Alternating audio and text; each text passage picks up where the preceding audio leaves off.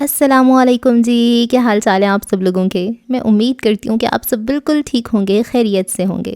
آج ہم فائزہ افتخار کا مکمل ناول پڑھنے والے ہیں جس کا نام ہے بہت خوبصورت ہو۔ بہت مزے کا یہ ناول ہے، فنی بھی ہے، کیوٹ بھی ہے، بہت اچھی اس میں سٹوری ہے اور بہت اچھا سبق بھی ہے۔ ایک آنٹی ہیں اور ان کے 2 بیٹے ہیں اور دونوں بیٹوں کی انہوں نے شادی کر دی ہیں اور دونوں بہوئیں مختلف مزاج کی ہیں۔ اب یہ جاننا ہے کہ کون اچھا ہے، کون برا ہے، کون سچا ہے، کون کھرا ہے، یہ بہت مزے کی کہانی ہے اور آپ کو سبق بھی سکھائے گی۔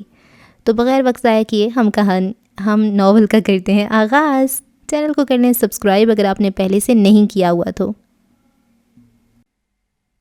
تمہیں کیا پتا میں کتنی خوبصورت ہوں؟ یہ فقرہ عطیہ کا پسندیدہ ترین فقرہ تھا اور دن میں کم از کم 10 بار دہرانا تو جیسے اس نے خود پہ فرض کر رکھا تھا، بلکہ جرار کا تو کہنا تھا ہو نہ ہو رات میں بھی زیادہ نہیں تو 2-3 بار تو وہ ضرور نیند میں بھی اپنا یہ کال بڑبڑاتی ہوگی۔ اس وقت بھی رات کو سونے سے کچھ دیر قبل ڈریسنگ ٹیبل کے آگے دھرے اسٹائلش سے سٹول پر بیٹھ کر موئسچرائزر سے ہاتھوں کا مساج کرتے ہوئے اس نے بیڈ پہ اینڈتے جمائیاں لیتے اپنے شوہر نامدار جرار لطیف کو مطلع کیا۔ تمہیں کیا پتا میں کتنی خوبصورت ہوں؟ مجھے پتہ بھی کیسے چلے اجورانی، میں کوئی کھوجی ہوں، نہ سراغ رساں، نہ ہی آثار قدیمہ کا ماہر۔ مجھے تو غیب کا علم بھی نہیں آتا۔ مجھے بھلا پتہ بھی کیسے ہو سکتا ہے کہ تم کتنی خوبصورت ہو؟ کبھی فرصت ملی تو ریسرچ کریں گے، کھوج نکالیں گے آپ کی بھی خوبصورتی۔ عطیہ کا فقرہ لاکھ حصہ بٹا ہو، دن میں کئی بار استعمال شدہ ہو، لیکن جرار کے پاس اس کے جواب میں ہر بار نئے سے نیا جواب ہوتا تھا، اور وہ جواب اتنی اشتعال انگیزی تو ضرور لیے ہوتا تھا کہ عطیہ بھڑک اٹھے۔ ویسے اس کے بھڑکنے کے لیے جرار کا صرف منہ کھولنا بھی کافی ہوتا تھا۔ سننے سے پہلے ہی وہ بھانپ لیتی تھی کہ حملہ زوردار ہونے والا ہے۔ تم کبھی تسلیم نہ کرنا کہ کس قدر حسین و جمیل بیوی تمہیں مقدر سے مل گئی ہے، لیکن اس سے کیا فرق پڑتا ہے اگر کوئی کہے کہ آج چاند نہیں نکلا تو کیا لوگوں کو چاندنی بھی نظر نہیں آئے گی؟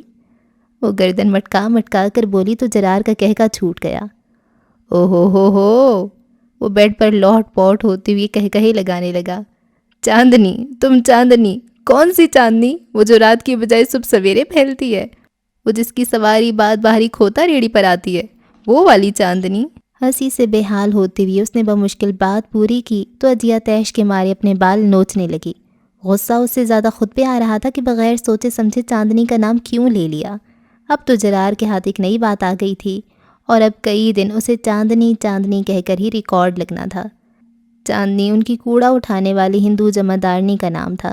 اپنے نام کے بالکل برعکس وہ سراپے تاریکی تھی، مکمل صحت تیار کول سے چمکتی رنگت پہ رابن نیل میں ڈوبے ہونٹ، اور سب سے بڑھ کے اس کی کراری آواز۔ گلی کے نکڑ سے ہی پہلے اس کی چنگھاڑتی سنائی دیتی تھی، پھر اس کے کھوتے کے گلے میں بندی گھنٹی کی ٹن ٹن۔ کوڑے والی اس کی آواز ہر حال میں اپنی پوری توانائی کے ساتھ کانوں میں اتر کے ہی رہتی تھی، بھلے کانوں میں روئی ٹھونس لی جائے۔ چاندنی او میری چاندنی! جرار اپنے تکیے کو بازوؤں میں بھینچ کر ناچنے لگا۔ عطیہ نے اٹھا کر بھاری سا ہیئر برش اسے دے مارا، اگرچہ اس نے فوری طور پہ تکیہ آگے کر لیا تھا، لیکن اس موقع پہ ناٹک تو لازمی تھا۔ اونچی آوازوں کے ساتھ ہائے ہائے کرتا وہ اپنی دائیں ہاتھ کو بغل میں دبائے واویلا مچانے لگا۔ مارے ڈالا، ہائے مارے ڈالا، ہم پہ یہ کس نے ہیئر برش اچھالا، ہمیں مار ڈالا، ہمیں مار ڈالا، ہمیں مار ڈالا، ہائے مار ڈالا۔ اس کی نرت بھاؤ چندر مکھی کو مات دے رہی تھی۔ عطیہ زور سے چلائی، میں کہہ رہی ہوں چپ کر جاؤ ورنہ مجھ سے برا کوئی نہ ہوگا۔ تم سے برا تو اب بھی کوئی نہیں، you are one and only my sweetie pie. اس کے چمکارنے نے عطیہ کو اور بھڑکایا۔ میں چھوڑوں گی نہیں۔ ہاں تمہیں نوچنے گھسوٹنے کے علاوہ آتا ہی کیا ہے؟ اور تم خود کیا ہو؟ گدھ، بلکہ 2 in 1۔ چاہو تو گدھ کے آگے الف لگا لو، چاہے ہٹا لو، دونوں ہی تم پہ سوٹ کرتے ہیں۔ اچھا بکواس بند کرو، روز ہی رات کے 1:30 بجا دیتی ہو چین چین کرنے میں، سونے دو اب مجھے۔ جرار کو غالباً یہ دونوں خطاب پسند نہیں آئے، وہ کمبل درست کرتے ہوئے سونے کی تیاری کرنے لگا۔ اچھا میں بکواس کر رہی ہوں اور تم تو جیسے پچھلے 1 گھنٹے سے ارشاد فرما رہے ہو، تمہاری تو عادت ہے پہلے مجھے تڑپاتے کلساتے ہو، پھر اگر میرے منہ سے غصے میں کچھ ایسا ویسا نکل جائے تو ٹپیکل شوہر بندے بھی منہ پھلا لیتے ہو۔ میں پوچھتی ہوں اگر میری چینچی اتنی بری لگتی ہے تو پھر میرے منہ کیوں لگتے ہو؟ کیوں پہلے بات شروع کرتے ہو؟ اور وہ بھی ایسی بات جو تلوے سے لگے اور سر پہ جا کے بھی نہ بجھے۔ کیا کروں؟ کتنی بار کہا ہے اگر میرے اور اپنے تعلقات میں خوشگواریت قائم رکھنا چاہتی ہو تو خدا کا واسطہ خود کو یوں اعلیٰ الاعلان خوبصورت مت کہا کرو۔ میں لاکھ کوشش کروں پرسکون رہنے کی، مگر مجھے مشتعل کرنے کو تمہاری یہ ایک بات کافی ہوتی ہے، اور وہ تمہیں کرنی بھی ضرور ہوتی ہے۔ ہاں، جلتے ہو تم میرے حسن سے، میری خوبصورتی سے۔ تمہاری خوبصورتی تو خود جلی ہوئی ہے، بلکہ جھلسی ہوئی ہے۔ جرار، میں تمہیں چھوڑوں گی نہیں۔ وہ دھاڑی اور دوسرے کمرے میں بستر پہ پہلو بدلتی خون کے گھونٹ پیتی عطیہ کی ساس محترمہ تڑپ کے اٹھ گئیں۔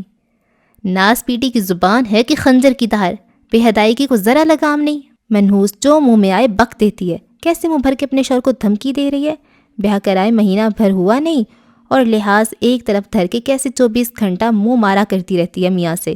ارے جب سے آئی ہے یہ چنڈال، میرا تو خون خشک ہو کے رہ گیا اس کی باتیں سن سن کر۔ دل تو کرتا ہے جتنی بار یہ منہ کھولے رکھ کے ایک تمانچہ رسید کروں، مگر جس کا یہ کام ہے وہ تو بغیرت بنا اس کی گالیاں سن کر بھی ہنستا رہتا ہے۔ ہائے ہائے، نہ جانے کس پہ چلا گیا یہ زن مرید۔ اس کے ابا جی تو اللہ بخشے دن بھر ایک ٹانگ پر کھڑا رکھتے۔ اماں جی نے کلستے ہوئے سوچا۔ پچھلے کئی ہفتوں سے ان کا یہی معمول تھا۔ وہ لاکھ کوشش کرتی کہ اپنے پچھلے معمول پہ کار بند رہتے ہوئے عشاء کی نماز ادا کرنے کے بعد جلد از جلد سونے کی کوشش کریں، لیکن یہ نئی نویلی بہو پہلے تو شوہر سمیت 2 گھنٹہ ان کے کمرے میں ہی محفل جمایا کرتی، اور پھر بادل نخواستہ کوئی 10 ساڑھے 10 اپنے کمرے میں چلی بھی جایا کرتی تو انہیں لگتا جیسے اب وہ اور بھی سر پہ سوار ہو گئی ہے۔ دیوار سے دیوار ملی تھی کمرے کی، اور ہر آواز بآسانی سنائی دیا کرتی، خصوصاً عطیہ کی آواز۔ اسے آواز دبا کے بولنے کا ہنر آتا بھی تو نہ تھا، دوسرے ہنروں کے ساتھ ساتھ، بلکہ اسے تو خود بھی دبنا نہ آتا تھا۔ مجال تھا کہ کبھی شوہر کے ساتھ تمیز کے دائرے میں رہ کر بات کر لے، ان کے سامنے بھی مزے سے تو تکار کرتی ہوئی ہنسی ٹھٹول کرتی، ساس کے چہرے کے بگڑتے زاویوں کی رتی بھر پرواہ نہ کرتے ہوئے ان کے لاڈلے کی شان میں گستاخی کرتی تھی، ہر دم مسکراتے نینوں میں جیسے بجلی بھری رہتی تھی۔ اماں کو زہر لگتی اس کی مسکراتی چمکیلی آنکھیں اور نیزے چبھوتی آواز۔ اپنے کمرے میں جا کر تو وہ اور کھل جاتی، لگتا ہی نہ تھا کہ کوئی نیا نویلا شادی شدہ جوڑا ہے۔ ہر وقت تو میں نوک جھونک دھمکیاں ڈراوے۔ وہ اپنے پلنگ پہ پڑی نہ چاہتے ہوئے بھی سب سننے پر مجبور تھیں، اور اپنے لاڈلے کی بیوی کے ہاتھوں درگت بنتے دیکھ کر چی بجبیں ہوتی رہتیں۔ اماں جی یعنی نور بی بی کا کل سرمایہ بس یہی 2 بیٹے تھے، جاوید لطیف اور جرار لطیف۔ دونوں بھی لڑک پن کی حدود میں پہنچے ہی تھے کہ والد کی شفقت سے محروم ہو گئے۔ لطیف صاحب اچھی خاصی چلتی 2 دکانیں اور ایک 2 منزلہ گھر چھوڑ گئے تھے۔ نور بی بی نے سمجھداری سے کام لیتے ہوئے جلد ہی خود کو بیوگی کے سانحے کی المناکی سے باہر نکالا، اور اپنی کم تعلیم کے باوجود صرف اور صرف اپنے بیٹوں کے محفوظ مستقبل کی خاطر خود عملی میدان میں اتریں۔ انہوں نے نہ صرف سسرال کی مدد لینے سے انکار کر دیا، بلکہ میکے والوں پہ اعتماد کرنا بھی مناسب نہ جانا۔ وہ اپنی مختصر سی جائیداد کو تجربوں کی بھیٹ نہ چڑھانا چاہتی تھیں۔ بھائیوں نے لاکھ کہا کہ دکانیں خوب چل رہی ہیں، کرائے پہ چڑھا دو یا ملازم رکھ لو، دیکھ بھال ہم کر لیں گے۔ جیٹھ نے بھی پیشکش کی کہ مال روڈ والی دکان وہ اپنی نگرانی میں لینے کو تیار ہیں، ہر ماہ رقم گھر پہنچا دیا کریں گے۔ لیکن نور بی بی نے ایسی کسی جھنجھٹ میں پڑنا گوارا نہ کیا جس کے نتیجے میں رشتوں میں تلخی یا بدمزگی پیدا ہوتی۔ پر رونق بازاروں میں اچھی ساکھ کی حامل وہ دکانیں مناسب قیمت میں بک گئیں، گھر کی اوپری منزل کرائے پر چڑھا دی، یوں گھر بیٹھے آمدنی کا ایک معقول ذریعہ مل گیا۔ نہ کسی کا احسان لینا پڑا، نہ ہی حساب کتاب کی درد سری مول لی۔ دونوں بیٹوں کی پرورش نور بی بی نے بڑی محنت سے کی کہ باپ کے سر پہ نہ ہونے کی وجہ سے کہیں بری صحبت کا شکار نہ ہو جائیں۔ عموماً ماں باپ میں سے کوئی ایک روب رکھتا ہے، لاڈ پیار کا شعبہ ماں کے حصے میں آتا ہے، یوں توازن برقرار رہتا ہے۔ لیکن زمانے سے ڈری نور بی بی نے بڑی سختی کے ساتھ بیٹوں کو پالا۔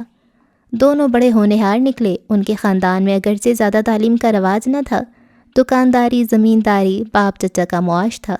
میٹرک ایف اے تک پڑھ کر لڑکے باپ کے ساتھ کام پہ لگ جاتے تھے، لیکن لطیف صاحب کے بعد ان کا کاروبار تو ختم ہو چکا تھا، اس لیے نور بی بی نے ان کے لیے کچھ اور ہی خواب دیکھ ڈالے تھے، اور ان کی قسمت کہ وہ پورے بھی ہو گئے۔ جاوید ان کا بڑا بیٹا مقابلے کے امتحان میں کامیاب ہوا۔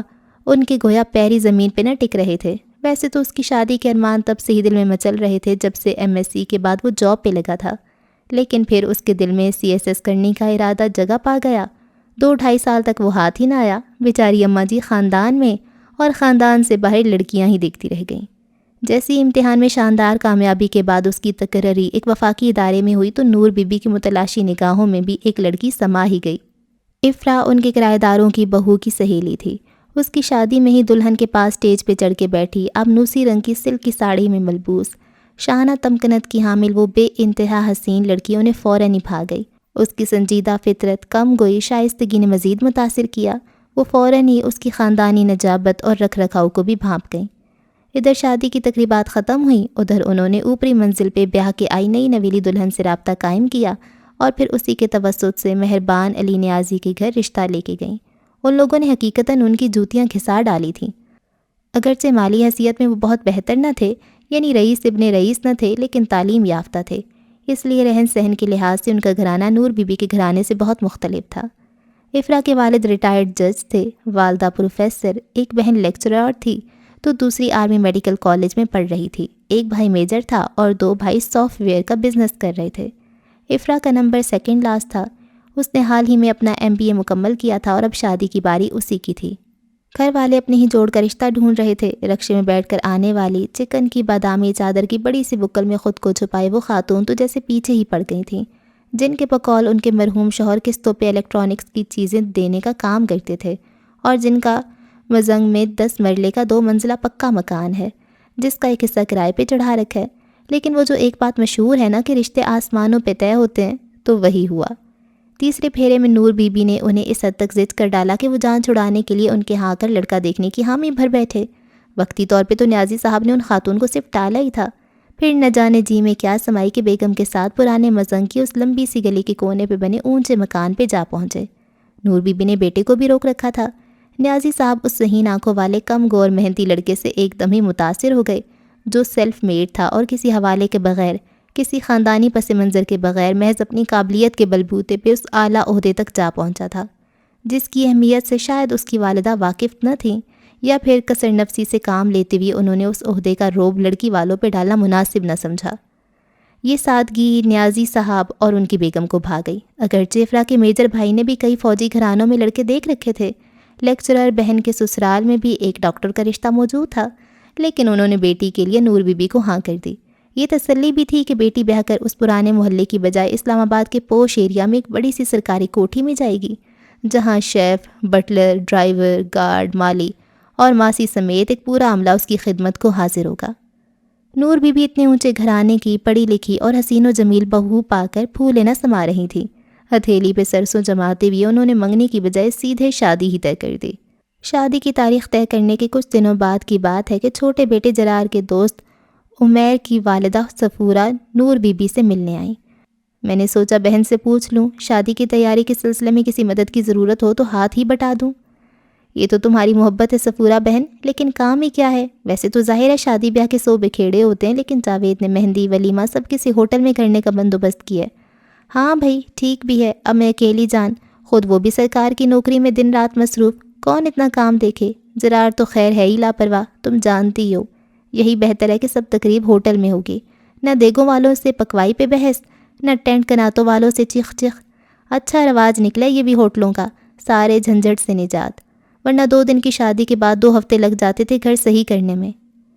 کہتی تو تم بھی ٹھیک ہو، لیکن یہ تو ماننا پڑے گا کہ شادی کی اصل رونق اور برکت تو شادی والے گھر میں ہی دکھتی ہے۔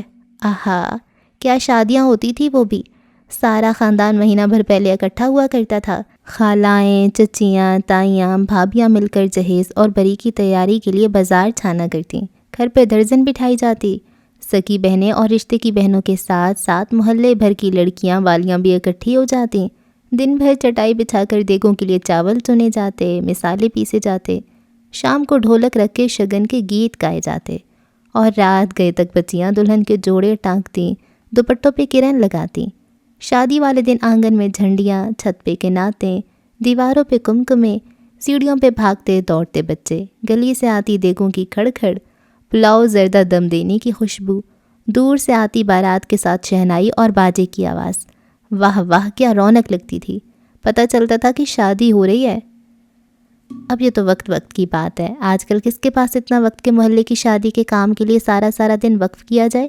ایک تو کم وقت مارے امتحان ہی سارا سال ختم نہیں ہوتے، شروع سال میں میٹرک کے، بھری گرمیوں میں FA BA کے، اور آخر میں اسکولوں کے ہو رہے ہوتے ہیں۔ جس گھر بھی شادی کا بلاوا دینے جاؤ یہی سننے کو ملتا ہے کہ ہائے اللہ یہ کن دنوں میں بیاہ رکھ لیا، پپو کی چھٹی، جماعت کے سالانہ امتحان ہو رہے ہیں یا ببلی نے بورڈ کا امتحان دینا ہے۔ اب تو بہن کوئی گھڑی 2 گھڑی کے لیے شرکت کر لے تو بھی بہت ہے۔ خیر ایسے تو نہ کہو، ہم جیسے محبت کے مارے بھی ہیں۔ چلو یہ مسئلہ تو تمہارا حل ہوا، لیکن خیر سے بری تو بننا ہوگی۔ نئے زمانے کی لڑکی ہے، پڑھی لکھی اور ماڈرن، ہم تم نہ جانے کیا بنا بیٹھے۔ میں نے سوچا کہ اپنی نزہت اور وہ جو جرار اور عمیر کا پرانا دوست ہے نا حامد جو شارجہ چلا گیا ہے، اس کی بہن بھی کالج میں پڑھتی ہے، بڑی بھلی لڑکی ہے، یہ دونوں مل کر دلہن کی شاپنگ کر لیں گی۔ اے بہن تم پہلے کیوں نہ آئی یہ کہنے، قسم سے میرے دل میں بھی یہی تھا کہ لڑکی کی پسند نہ جانے کیا ہو، اور میں ٹھہری سیدھی سادی بوڑھی بیوہ عورت، عرصہ ہوا ایسی خریداری کو۔ میری جانے بلا کے آج کل کپڑے کیسے پہنے جاتے ہیں اور زیورات کیسے پسند کیے جا رہے ہیں، یوں ہی پیسے الا بلا خریدنے میں ضائع ہو جائیں گے۔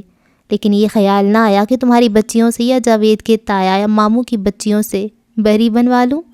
بس ہوتا ہے کبھی کبھی، معمولی سی بات بھی سجھائی نہیں دیتی۔ میں نے تو بھائی نیازی کو رقم تھما دی کہ بچی اپنی پسند سے بری کے 21 جوڑے اور 3 سیٹ بنوا لے، باقی ہار سنگھار کی بھی جو خریداری کرنا ہو کر لے۔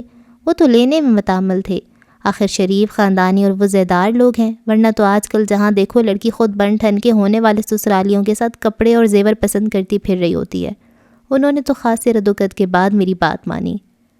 اچھا، وہ کچھ مایوس سی ہوئیں۔ چلو تمہاری مرضی، لیکن پھر بھی نور بہن، میری نزہت اور حامد کی بہنیں آئیں گی ضرور تمہارے پاس، بھلے سارا انتظام تم نے بانٹ دیا ہو، لیکن 100 کام نکل ہی آتے ہیں شادی والے گھر میں، اور کچھ نہیں تو بچیاں ڈھولک بجا کے رونق لگا لیں گی۔ ہاں ہاں کیوں نہیں، سو بسم اللہ، وہ خوش دلی سے بولیں۔ جم آئے ان کے بھائی کا گھر ہے۔ ایک بات کہوں بہن، کئی دنوں سے دل میں آ رہی ہے۔ صفورہ نے ذرا آگے کھسکتے ہوئے تمہید باندھی۔ کب سے اکیلی جان بیٹے اور گھر کو سنبھال رہی ہو، اب تمہاری عمر آرام کرنے کی ہے۔ بیٹے بیاہ کر عورتیں بھی سکھ تو پاتی ہیں کہ گھر سنبھالنے والی آ گئی ہے، اب بے فکری کے دن شروع۔ لیکن تم تو اکیلی کی اکیلی رہو گی۔ جاوید تو دلہن کو لے کر ایک ہی ہفتے میں اسلام آباد چلا جائے گا، تمہیں تو بہو کا کوئی سکھ نہ ملے گا۔ اب کوئی عمر ہے تمہاری باورچی خانے سنبھالنے کی؟ تو کیا کروں، اپنی آرام کی خاطر دلہن کو پاس رکھ لوں تو بیٹے کا گھر بسانے کا کیا فائدہ؟ جاوید کہہ رہا تھا کہ ملازم رکھ دے گا۔ اللہ نصیب اچھے کرے اس کے، بڑا ہی سعادت مند بچہ ہے، لیکن ملازم کے سہارے گھر تو نہیں چلتے، بلکہ یہ کل وقتی نوکر تو نری درد سری ہے اور عذاب، ہر وقت اسے ہدایتیں ہی دیتے رہو اور دماغ کھپاتے رہو۔ میں تو کہتی ہوں جرار کا بیاہ بھی کر دو، دونوں بھائیوں میں سال بھر کا ہی تو فرق ہے، اور اب وہ بھی نوکری سے لگ گیا ہے، سال بعد یا 6 مہینے بعد جو پھر سے کھڑاک پالو گی، لگے ہاتھ تو دونوں بھائیوں کا ساتھ ہی نپٹا لو، ایک چلی جائے گی دوسری تو گھر میں رونق لگانے کو ہوگی۔ صفورہ کی تجویز پہ نور بی بی ہنسنے لگیں۔ بات تمہاری 16 آنے درست ہے، لیکن بہن جاوید کی تاریخ بھی مقرر ہو گئی ہے، اب ساتھ ساتھ بیاہ تو ممکن نہیں۔ لیکن سوچا تم نے خوب ہے، پہلے یہ بات دماغ میں آتی تو لڑکی دیکھ لیتی، اب تو یہی ہو سکتا ہے کہ اس شادی کے فوراً بعد جرار کے لیے لڑکی دیکھنا شروع کروں۔ بہن تم تو ہمیں اپنا ہی نہیں سمجھتی، کسی لائق جانتی ہی نہیں، اس لیے کوئی کام نہیں کہتی، لیکن میرے لیے جیسا عمیر ویسا ہی جرار، تم اشارہ کرو تو ایک سے ایک لڑکی دکھا دوں، کئی نگاہ میں ہے، تم نے تو پہلے بہو ڈھونڈنے میں بھی 2 سال لگا دیے۔ وہ تو ٹھیک ہے تم لڑکی پسند کر لو گی، لیکن کون سی لڑکی والے ہیں جو اتنے کم وقت میں شادی پہ تیار ہو جائیں؟ وہ میرا کام ہے، تم بس حکم دو مجھے۔ اس درجے اصرار پہ نور بی بی کھٹکیں۔ کوئی لڑکی دیکھ بھال رکھی ہے؟ ہاں وہی حامد کی بہن عجیہ، تم تو کہیں آتی جاتی ہی نہیں ہو، ورنہ حامد کے بڑے بھائی کی شادی پہ دیکھ لیتی، کتنی پیاری اور ہنس مکھ بچی ہے، پڑھی لکھی بھی ہے، سگھڑ بھی، گھرانہ بھی بڑا اچھا اور ملنے سار ہے۔ ہاں حامد کی والدہ سے تو کئی بار ملنا ہوا ہے، اچھی عادت کی عورت ہے، لیکن یہ لڑکی، بھلا کیا نام بتایا تم نے؟ عجیہ، سچی بڑی پیاری ہے، میرے عمیر کی نوکری لگ گئی ہوتی تو میں ہی مانگ لیتی، اب تو وہ لڑکی بیاہنے پہ تلے بیٹھے ہیں، اس سے چھوٹی 3 بہنیں اور جو ہیں، اسی سال اس نے BA کیا ہے اور ماں باپ تب سے اچھے گھرانے کی تلاش میں ہیں، اتنی اچھی لڑکی کے لیے رشتے بہیت رہے، کہیں کوئی اور نہ لے اڑے، تم بس میرے ساتھ چل کر دیکھ لو، باقی انہیں تاریخ دینے پہ آمادہ کرنا میرا کام ہے۔ نور بی بی شاید کچھ اور پسے پشت کرتی، لیکن جرار کے دبے الفاظ میں کہنے پہ بھانپ گئیں کہ اس رشتے میں سراسر اس کی اپنی ذاتی پسند شامل ہے، اور یقیناً اس کے زور دینے پہ ہی عمیر کی والدہ انہیں ہموار کرنے آئی ہیں۔ بیٹے کی خوشی کی خاطر سمن آباد میں بنے اس مختصر مگر خوبصورت سے آراستہ گھر میں پہلی بار گئیں اور عجیہ کو دیکھتے ہی پسند کر لیا۔ ناپسند کرنے کی کوئی وجہ بھی نہ تھی۔ ایک بہو جوتی گھسا کے پسند کی تھی اور اب گھر گھر لڑکیاں کنکالنے کا کوئی ارمان باقی رہا تھا نہ دم خم۔ بیٹھے بٹھائے اچھے شریف گھرانے کی خوش شکل و خوش اعتبار سے بچی مل رہی تھی تو کس لیے میخ نکالتی۔ جھٹ پٹ رشتہ طے ہوا اور دونوں بھائیوں کی شادی آگے پیچھے مقرر ہو گئی۔ بہت سی وجوہات تھیں جس کی وجہ سے دونوں کی شادیاں ایک ہی دن مقرر نہ ہو سکیں۔ عطیہ کے والدین نے بارات کے لیے ہال کا انتظام کر لیا تھا، لیکن مہندی کی تقریب کا انعقاد انہوں نے گھر پہ کیا تھا، جبکہ جاوید کے سسر نے تمام تقریبات ہوٹل میں رکھی تھیں۔ اس لیے ایک دن جاوید کی مہندی رکھی گئی، دوسرے دن جرار کی، تیسرے دن جاوید کی بارات پیسی گئی اور اگلے دن دوپہر کے ولیمے کے بعد رات کو جرار کی بارات روانہ ہوئی۔ اسی طرح اور بھی بہت سی وجوہات تھیں جن کی وجہ سے شادی والے دن سے لے کر اگلے ایک ہفتے تک نور بی بی کے دل میں دونوں دلہنوں کے لیے الگ الگ تاثرات پیدا ہوئے۔ واضح طور پر ان کا جھکاؤ اور پسندیدگی بڑی بہو کے لیے سب پہ آشکار ہو گئی۔ پی سی میں بارات کے شاندار استقبال اور ڈنر کے بعد انہیں گلشن راوی کے ایک درمیانے درجے کے میرج ہال میں چھوٹے بیٹے کی بارات لے جانے میں ذرا مزہ نہ آیا۔ بڑی دلہن کی والدہ نے انہیں پنہاونی میں 5 عمدہ جوڑوں کے ساتھ کشمیری شال، امپورٹڈ سویٹر اور سونے کے 2 بھاری کنگن بھی چڑھائے، جبکہ چھوٹی دلہن کی والدہ نے 2 سوٹوں کے ساتھ ہاتھ کا بنا سویٹر اور 1.5 تولے کی جھمکیاں پیش کیں۔ نور بی بی اگرچہ اتنی سطحی سوچ کی نہ تھیں، مگر ان کے خیالات کا رخ اس طرف موڑنے میں مہمان رشتہ دار خواتین پیش رہیں۔ جرار کی بارات والے دن ہی انہوں نے کل کی تقریب کا موازنہ آج کی تقریب سے شروع کر دیا۔ نور آپا، یوں تو بہوئیں دونوں ہی خوب ڈھونڈ نکالی تم نے، مگر سمدھیانہ تو ایک ہی کام کا چنا۔ جاوید کے سسرال والے تو بڑی اونچی چیز دکھتے ہیں، ایک رشتے کی بہن بولی تو دوسری طرف نند نے تائید کی۔ اور کیا، کل کہاں کی پروکار تقریب، کہاں یہ روکھا پھیکا انتظام۔ جاوید کے سسرالیوں نے بڑا دل کیا تھا، باوردی ویٹر ٹرے لے لے کر سوپ آئس کریم بیٹھے ہوئے مہمانوں کے آگے پیش کرتے رہے، اور کھانا بھی کیا پائے کا تھا۔ چائنیز اور میٹھے میں بھی 2 ڈشیں تھیں۔ پھر کھانے کے بعد سب چائے پیتے ہوئے ذل ہما اور شاہدہ منی کے گانے سننے میں کتنا مزہ آیا تھا۔ ہائے اللہ، میں نے کبھی سوچا نہ تھا یوں ان کے سامنے بیٹھ کر ان کا پروگرام دیکھوں گی۔ کلثوم، یہ تو اپنی اپنی حیثیت کی بات ہے، صفورہ نے اس چھچوری سی خاتون کو ناپسندیدگی سے ٹوکتے ہوئے کہا۔ افرا کے گھر ماشاءاللہ خاصی خوشحالی ہے، باپ ساری عمر اتنے اونچے عہدے پہ فائز رہا، بھائی بھی اللہ رکھے سارے ہی کماتے کھاتے ہیں، چچا تایا بھی ٹھیک ٹھاک حیثیت والے ہیں۔ سنا یہ موسیقی کا پروگرام ایک تایا زاد بھائی نے اپنے خرچے پہ تحفتاً کرایا۔ عطیہ کا گھرانہ بھی گرا پڑا نہیں، لیکن ہمارے تمہارے جیسے متوسط لوگ ہیں، پھر بھی میں تو کہتی ہوں اپنی حیثیت سے بڑھ کے ہی دیا ہے۔ دیکھو نا، باپ ریٹائرڈ ہے اور بھائی ایک ہی ہے، ابھی اسے کماتے عرصہ ہی کتنا ہوا ہے، پھر بھی دل کھول کے خرچہ کیا، حالانکہ 3 چھوٹی اور بھی ہیں۔ اور ہمیں تو لڑکی سے غرض ہے، شکر ہے شکل و صورت، تعلیم اور عادتوں میں کسی سے کم نہیں۔ دل ہی دل میں الجھن کا شکار ہوتی نور بی بی نے تمام فضول خیالات کو جھٹکتے ہوئے ذہن صاف کرنے کی کوشش کی، لیکن چند ہی دنوں میں ان کی یہ کوشش ان کا منہ چڑھا رہی تھی۔ عطیہ کی عادتیں وہ اتنی عجیب و غریب اور اماں جی کے لیے اس قدر غیر متوقع تھیں کہ وہ تو ہکا بکا رہ گئیں۔ ولیمے والے روز ہی وہ سارے گھر میں چہکتی پھر رہی تھی، ادھر ادھر ہر کمرے میں جھانکتی، مہمانوں سے چہلے کرتی نور بی بی کو ذرا نہ بھائی۔ انہوں نے ایک نظر افرا کو دیکھا، وہ عطیہ سے تو ایک دن پرانی بھی تھی، لیکن ابھی تک چپ چاپ سر جھکائے ایک طرف بیٹھی تھی۔ اٹھنے کو کہا جاتا تو اٹھ کھڑی ہوتی، کمرے میں جانے کو کہا جاتا آہستہ آہستہ چلتی۔ اگرچہ بڑی بھابھی کی حیثیت سے وہ جرار کی بارات میں بھی جا چکی تھی، لیکن اس کی شرم و جھجک کا وہی عالم تھا، جبکہ عطیہ ولیمے والے روز اسٹیج پر چڑھی بیٹھی پٹر پٹر اپنے میاں سے باتیں بگاڑ رہی تھی، سامنے بیٹھی اپنی کزنوں اور دوستوں سے اشاروں میں حال چال بھی دریافت کر رہی تھی۔ بیٹے کے ساتھ اس کی بے تکلفی دیکھ کر نور بی بی فوراً بھانپ گئیں کہ جرار کی یہ پسندیدگی یک طرفہ نہیں ہوگی، بلکہ ہو نہ ہو دونوں کا چکر کافی عرصے سے چل رہا ہوگا، ورنہ ایک ہی دن میں کسی دلہن کو اتنا بے تکلف انہوں نے ابھی تک نہ دیکھا تھا۔ اس راز کے آشکار ہوتے ہی ان کا دل اس دلہن سے اور بھی پھیکا ہو گیا جو بھائی کے دوست سے معاشقہ چلاتی رہی تھی۔ گزرتے دنوں نے انہیں عطیہ سے مزید بیزار کرنا شروع کر دیا۔ افرا تو شادی کے 6 روز میاں کے ساتھ اسلام آباد روانہ ہو گئی تھی۔ ان 6-7 دنوں میں بھی اس کی شرم و جھجک کا وہی عالم تھا جس پہ اماں جی وارے صدقے ہوتی رہیں، جبکہ اسی ایک ہفتے کے دوران عطیہ نے محلے تک میں دوستانہ اور بہناپا جوڑ لیا۔ 1.5 مہینے بعد اپنے 15 روزہ ہنی مون سے واپسی پر جاوید افرا کو پھر سے 10 دن کے لیے لاہور چھوڑ گیا۔ آدھا وقت اس نے میکے میں گزارا اور آدھا سسرال۔ اگرچہ اب اس کا گریز کم ہو چکا تھا، لیکن عطیہ والی بے تکلفی اور بے دھڑک انداز اسے چھو کر نہ گزرا تھا۔ اماں جی اس پہ نثار ہو جاتی جب وہ مسکان لبوں میں بھر کر شرماتے لجاتے اپنے شوہر کو جاوید جی کہہ کر مخاطب ہوتی، جبکہ عجیہ نے آپ جناب کا کوئی تکلف نہ رکھا تھا۔ وہ شروع دن سے میاں کو نام لے کر مخاطب کرتی، لیکن حقیقتاً ساس بہو کا ٹکراؤ ہونے کی اب تک نوبت نہ آئی تھی۔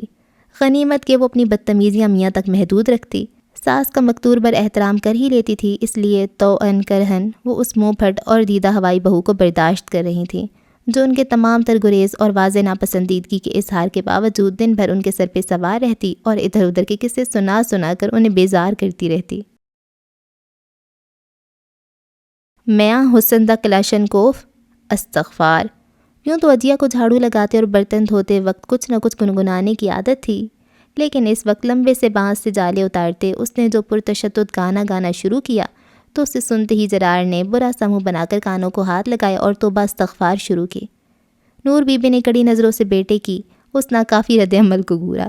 عجیہ نے مڑ کر شوہر نامدار کو چپتی نظروں سے دیکھا، پھر شانے اچکا کر دوبارہ کونے کھدروں سے جالے صاف کرنے میں مشغول ہو گئی۔ گانے کے بول اب بدل چکے تھے، لیکن آواز پہلے سے بلند تھی اور جرار کا رد عمل بھی پہلے سے بڑھ کر اکسا دینے والا تھا۔ ڈھولا وے گل سن ڈھولا، ہائے ڈھولا۔ نا تم یوں کہو۔ جرار نے اخبار طے کر کے ایک طرف رکھی اور کمر کس کے میدان میں اترا۔ ڈھولا، او پھٹے ہوئے ڈھولا۔ اس نے ساجن کی خوبصورت پنجابی ورژن ڈھولا کو سراسر دوسرا مطلب دیتی ہوئی اسے پھٹے ہوئے ڈھول سے تشبیہ دی۔ تو تم کون سا سلے ہوئے ڈھول ہو؟ تمہارا منہ کھلنے کی دیر ہوتی ہے کہ ایک شور برپا ہو جاتا ہے۔ تمہاری تو صرف ایک ہلکی سی معمولی ہچکی بھی افطار کا اعلان کرنے والے سائرن جیسی ہوتی ہے۔ عجیہ، اماں کے صبر کا پیمانہ لبریز ہو گیا تو پکار بیٹھی، کچھ دوپہر کے کھانے کی فکر بھی ہے یا نہیں؟ چھٹی کا دن ہے لیکن کھانے پینے کی چھٹی تو نہیں، جاؤ جا کر کچن کی خبر لو۔ جی اچھا اماں۔ وہ بانس ایک طرف رکھ کے سر پہ ماسیوں کی طرح کس کر لپیٹا دوپٹہ کھولنے لگی تو جرار شے پا کر بولا، بجائے اس کے کہ چھٹی والے دن اچھی بیویوں کی طرح اپنے شوہر کے لیے نت نئے کھانے بناؤ، صبح سے ان بیچارے کیڑے مکوڑوں کے گھروندے ملیاں میٹ کرنے میں مگن ہو۔ یہ ناجائز تجاوزات ہیں، بڑی سنجیدگی سے مطلع کیا گیا۔ آپریشن کلین اپ سے فرصت ملے تو ایک نظر میرے بیچارے سے چہرے پر بھی ڈالو، دوپہر کے کھانے کی آس میں لٹک کر اتر سا گیا ہے۔ چڑھا کب ہوتا ہے؟ وہ بڑبڑائی۔ باتوں کے جواب ہی دیتی رہنا، یہ مت کرنا کہ کچن میں جا کر ہانڈی ڈوئی کو استعمال میں لاؤ، بھوک سے پیٹ میں چوہوں کا ٹورنامنٹ شروع ہو چکا ہے۔ اف میرے خدا، مانتی ہوں پکانے میں دیر ہو گئی ہے۔ اماں جی ٹوکے تو بات سمجھ میں بھی آتی ہے، ان کا ناشتہ چھٹی کا دن ہو یا عام دن چائے کا ایک کپ کے ساتھ ہاف بوائل انڈا اور 2 بسکٹ کے علاوہ کچھ نہیں ہوتا، لیکن غضب خدا کا تم نے تو میری آنکھوں کے سامنے پورے 3.5 پراٹھے 2 انڈوں کے آملیٹ کے ساتھ ڈکارے تھے، اور ہاں وہ اتنا لمبا جگ میٹھی لسی سے بھرا ہوا۔ ہائے ہائے، یوں منہ بھر کے اماں جی نے ہول کر بہو کو ٹوکنا چاہا تھا، لیکن جس طرح نکال خانے میں کوئی طوطی کی ٹہ ٹہ کو لفٹ نہیں کراتا، اسی طرح جرار اور عجیہ کی تکرار میں ہمیشہ ان کی آواز دب جاتی تھی۔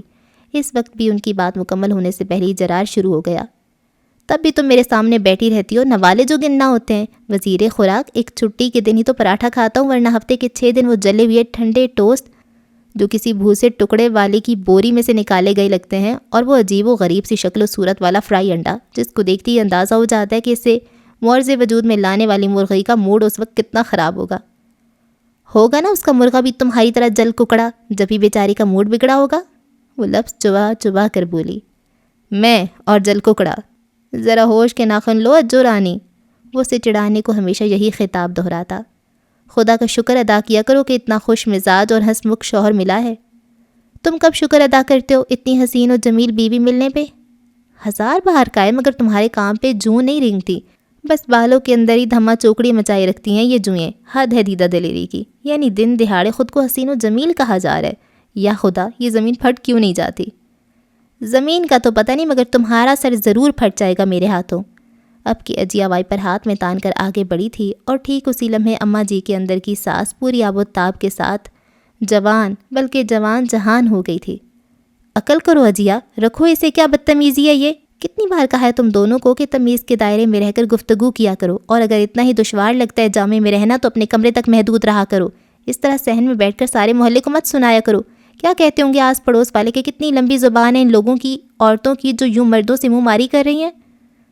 سوری اماں جی، وہ لپک کے آئی اور جھٹ سے نور بی بی کے گلے میں باہیں ڈال دی۔ ویری سوری اماں جی، واقعی مجھے خیال نہیں رہا، پلیز بس اس بار معاف کر دیں، آئندہ ایسا نہیں ہوگا۔ وہ گال سے گال ملائے لاڈ جتانے لگی اور نور بی بی ہمیشہ کی طرح جذبس ہو کے رہ گئیں۔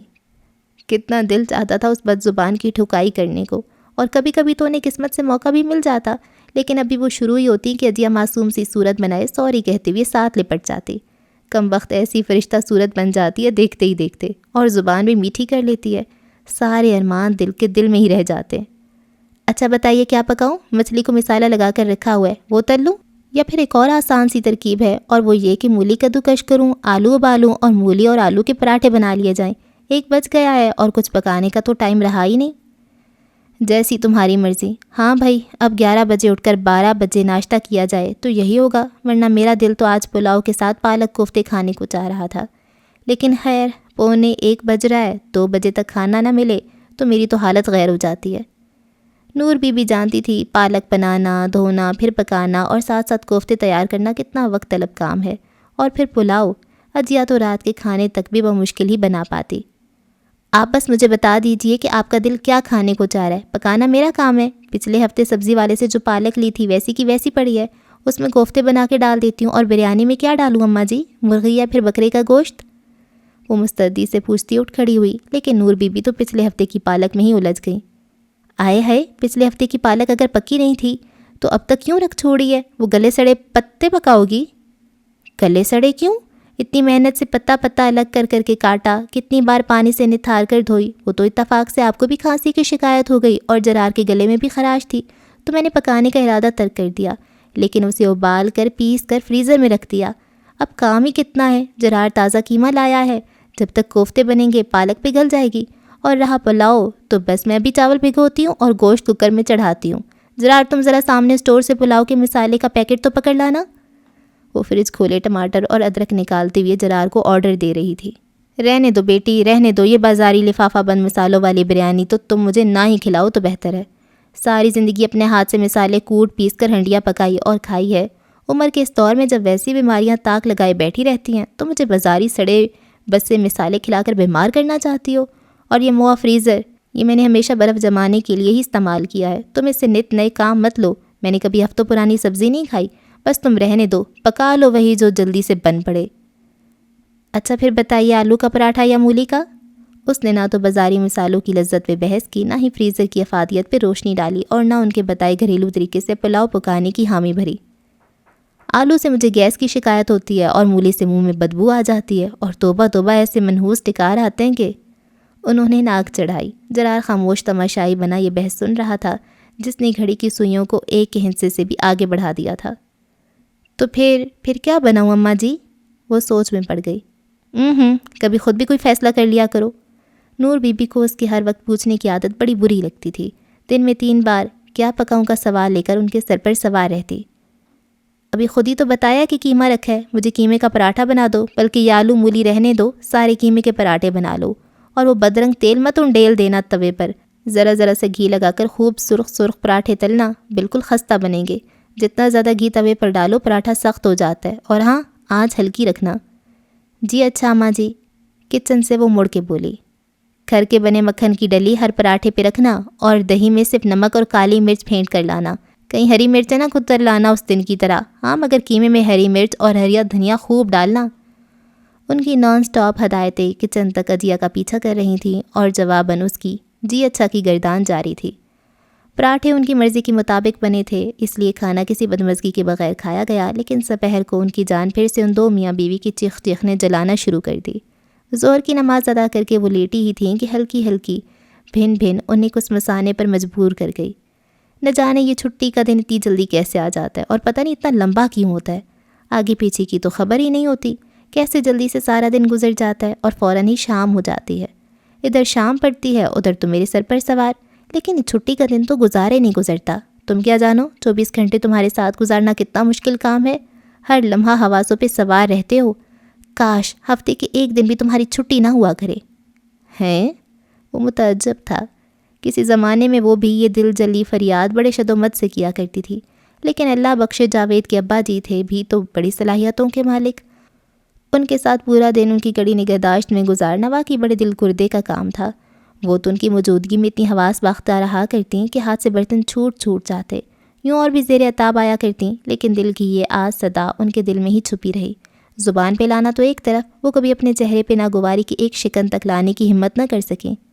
اور یہ اجیا کم وقت کیسے منہ بھر بھر کے میاں کو سخت سنا جاتی ہے، نہ مراد کو ذرا لحاظ نہیں، نہ میاں کا، نہ ساس کا، اور نہ ہی کوئی خوف خدا، بس تربیت کی کمی ہے اور کیا۔ ہمیں ہماری ماں، نانی، دادی نے گھٹی میں گھول کر مرد کی عزت کا درس پلا رکھا تھا، اور وہ افرا بھی تو ہے، اس کی شادی کو بھی تو 6 ہی ماہ ہو رہے ہیں۔ مجال ہے جو میرے سامنے اونچی آواز میں شوہر کو پکار لے، کیسے ادب سے جی جی کر کے بات کرتی ہے، ذرا بحث نہیں کرتی۔ آخر کیوں نہ ہو ایسے اچھے گن، وہ زیدار خاندانی لوگوں کی تربیت ہے، اور ایک یہ ہے، تربیت کیا خاک ہونی تھی؟ لچھن تو یہ تھے کہ بھائی سے ملنے دوست گھر آتا تھا تو بہن نے اپنے دام میں پھنسا لیا۔ آج کل وہ ویسے بھی اجیا سے خاصی متنفر تھیں۔ کچھ ہی روز ہوئے جاوید اور افرا 2 دن یہاں گزار کے گئے تھے، اور ان دونوں کے طور اتوار کا موازنہ وہ جرار اور اجیا سے کر کر کے اور بھی بدزن ہوتی جا رہی تھی۔ کیسی عقلمند اور سلجھی ہوئی بچی ہے افرا، سوال کر کے ضد کر ڈالتی ہے یہ اجیا۔ تو ایک روز کاٹن کا سوٹ لانے کا کہہ دیا، 100 سوال کر ڈالے اس نے، کیسا رنگ، کیسا ڈیزائن، لائننگ والا یا پھولدار، بڑے پھول یا چھوٹے پھول، شلوار سادہ یا میچنگ، دوپٹہ بارڈر والا یا لیس والا۔ اور افرا وہ کیسے اچھے سوٹ پیس لائی ہے، کیا عمدہ ذوق ہے۔ اس بار تو آتی کچن میں جا گھسی کہ آج کھانا میں پکاؤں گی۔ اجیا کی طرح کاغذ قلم سنبھال کر میرے سرہانے کھڑی نہیں ہوئی، کتنا گھی ڈالنا ہے، کتنا نمک، کتنی مرچ، منٹوں میں پلاؤ، قورمہ اور رس ملائی تیار کر ڈالی۔ ہائے ہائے میری قسمت، کیسا زمانہ چھان کر یہ ہیرا چنا تھا میں نے، اور ذرا سکھ نہیں لے سکی اتنی بے مثل بہو کا۔ اور یہ جو ناگہانی بلا کی طرح سر پہ آن پڑی ہے، اسے بھگتنا پڑ رہا ہے۔ جاوید تو منتیں کر کے گیا ہے کہ میں اس کے ساتھ اسلام آباد چل کے رہوں، لیکن کیا کروں، اللہ بخشے، اس کے ابا جی جیسے بھی تھے عادی کر گئے اپنا۔ اس گھر سے دور رہنے کو جی بھی نہیں چاہتا، جسے انہوں نے اتنے ارمانوں سے بنوایا اور جس کا چپا چپا میں نے سنوارا۔ کاش ایسا ہوتا کہ جاوید کی بجائے جرار کا تبادلہ دور کے شہر ہو جاتا، اور ایسی فتنی سے میری جان چھوٹی رہتی۔ میرا منہ مت کھلواؤ صفورہ، بس رہنے دو اس ذکر کو، کیسی خوشی اور کیسا سکون۔ اچانک ہی نور بی بی کو منہ میں بھرا چائے کا گھونٹ کڑوے کسیلے جو شاندے جیسا لگنے لگا۔ ہوا صرف یہ تھا کہ صفورہ ان سے پوچھ بیٹھی تھیں، کیوں نور بہن، اب تو خوش ہونا تم، کیسی رونق لگی ہوئی ہے گھر میں بہو کے دم سے، ورنہ جاوید دلہن لے کر چلا جاتا تو تم پیچھے مکھیاں مارتی رہتی۔ اور ان کے فقط اتنا کہہ دینے کی دیر تھی کہ نور بی بی کے منہ کے زاویے بگڑنے لگے۔ چائے کا بڑا سا گھونٹ زہر مار کرتے ہوئے وہ ہاتھ ہلا ہلا کر انہیں سنانے لگیں۔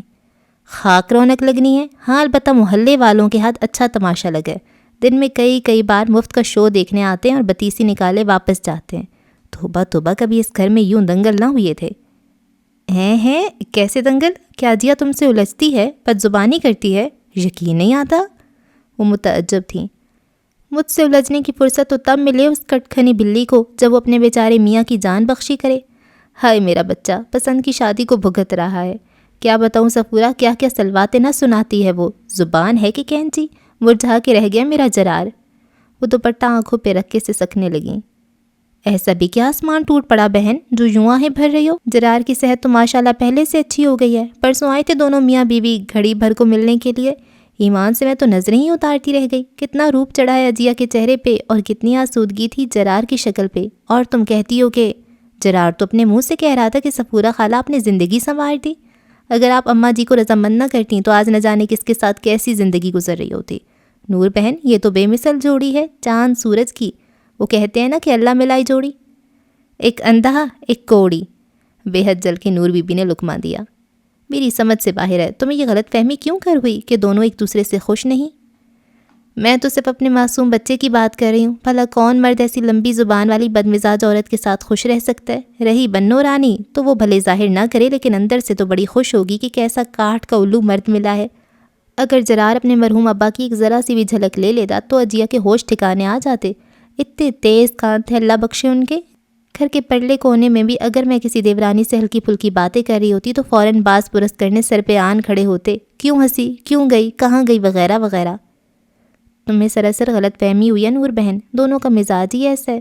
جرار پہلے سے ہنسوڑ اور جگت باز، اوپر سے بیوی بھی چٹکلے چھوڑنے والی ملی، گھر میں لوگ ہی کتنے ہیں، دونوں ایک دوسرے کا دل بہلائے رکھتے ہیں، رونق لگی رہتی ہے۔ اور محلے والوں کی بھی تم نے خوب کہی، میری بھابھی خالدہ وہ جو 4 مکان پرے رہتی ہیں، بتا رہی تھی کہ نور بی بی کی نئی بہو نے ساری گلی میں پسندیدہ ترین ہستی کا درجہ حاصل کر لیا ہے، لوگوں کے دلوں کو مٹھی میں لینے کا فن آتا ہے اسے۔ دل کا تو پتہ نہیں، ہاں میرا کلیجہ ضرور دبوچے رکھتی ہے، وہ بڑبڑائیں۔ صفورہ اپنی کہتی رہیں۔ تم اکیلی تھیں تو کون اتنا زیادہ آتا جاتا رہتا تھا، اب تو ماشاءاللہ کبھی کوئی کھیر لے کر آ رہا ہے، کوئی کڑی پکا کر، سب تمہاری بہو کی ملنسار اور ہنسوڑ طبیعت کی وجہ سے ہے۔ آگ لگے ایسی طبیعت کو، تم بھلے کتنی ہی وکالت کر لو، میں تو صاف کہتی ہوں حامد کی ماں نے کوڑی کی تربیت نہیں کی اپنی بیٹی کی۔ تم ٹھیک کہتی ہو کہ جرار کی اپنی عادت ہنسنے ہنسانے کی ہے، اس لیے تو بری بھلی نبھ ہی رہی ہے، لیکن سوچو اگر کوئی مزاج دار مرد مل جاتا تو میں شرطیہ کہتی ہوں 4 دن برداشت نہ کرتا اور چوٹی سے کھینچ کر باہر نکال کرتا۔ یہ تو تم زیادتی کر رہی ہو، اس کی طبیعت میں کہاں کوئی کمی ہے، جیسا ماحول ہو لڑکیاں ڈھل ہی جایا کرتی ہیں۔ شوہر سنجیدہ مزاج ہوتا تو عجیہ بھی میکے کی عادتیں بھول بھال جاتی، اب قسمت سے جرار جیسا خوش مزاج ملا ہے تو وہ اور بھی ہنسوڑ ہو گئی ہے۔ یہ نوک جھونک تو وہ مذاقن کرتے ہیں ایک دوسرے کو تنگ کرنے یا چھیڑنے کے لیے، کوئی سچ مچ تھوڑا جھگڑ رہے ہوتے ہیں۔ معاف کرنا تمہاری حصے مزاح بس یوں ہی سی ہے، اس لیے اس بچکانہ چھیڑ چھاڑ کو دنگل کا نام دے رہی ہو۔ تم کچھ بھی کہہ لو، صاف بات ہے میرے دل کو تو یہ لڑکی ذرا نہیں بھائی، نہ طور نہ طریقہ، نہ ادب نہ سلیقہ، پھوہڑ زمانے بھر کی، ایک ذرا سی دال چاول پکانے ہو تو 10 بار پوچھنے آتی ہے۔ ہیں یہ کیا کہہ رہی ہو؟ میں نے تو خود اس کے ہاتھ کے مزے مزے کے پکوان کھا رکھے ہیں، پہلی بار ان کے گھر میلاد پہ گئی تو ایسا لذیذہ حلوہ پوری کا ناشتہ کرایا کہ پوچھو ہی مت۔ کسی اور سے پکوا کے اپنے نام کر لیا ہوگا؟ نہیں، عمیر کے دوستوں کی دعوت تھی، انہوں نے دیگ والے کا بندوبست کر رکھا تھا، متنجن اور قورمہ بن رہا تھا، میں نے عجیہ سے حلوہ پوری کی فرمائش کی اور یقین کرو ایسی خستہ پوریاں اس اکیلی لڑکی نے تلیں، ایسا سوندھا سوجی کا حلوہ بھونا اور ایسے چٹپٹے چنے آلو پکائے کہ سب انگلیاں چاٹتے رہ گئے، سارا قورمہ اور متنجن دھرے کا دھرا رہ گیا۔ انہوں نے عجیہ کی وکالت جی جان سے جاری رکھی، لیکن نور بی بی ہں ہں کرتی سر جھٹکتی رہیں۔ اماں جی ذرا یہ تکیہ تو کاٹ دیں، اس نے نماز کے بعد وظیفہ پڑھتی اماں جی کو بری طرح چونکا کے رکھ دیا۔ تکیہ؟ وہ کیوں بھلا، باولی ہوئی ہو؟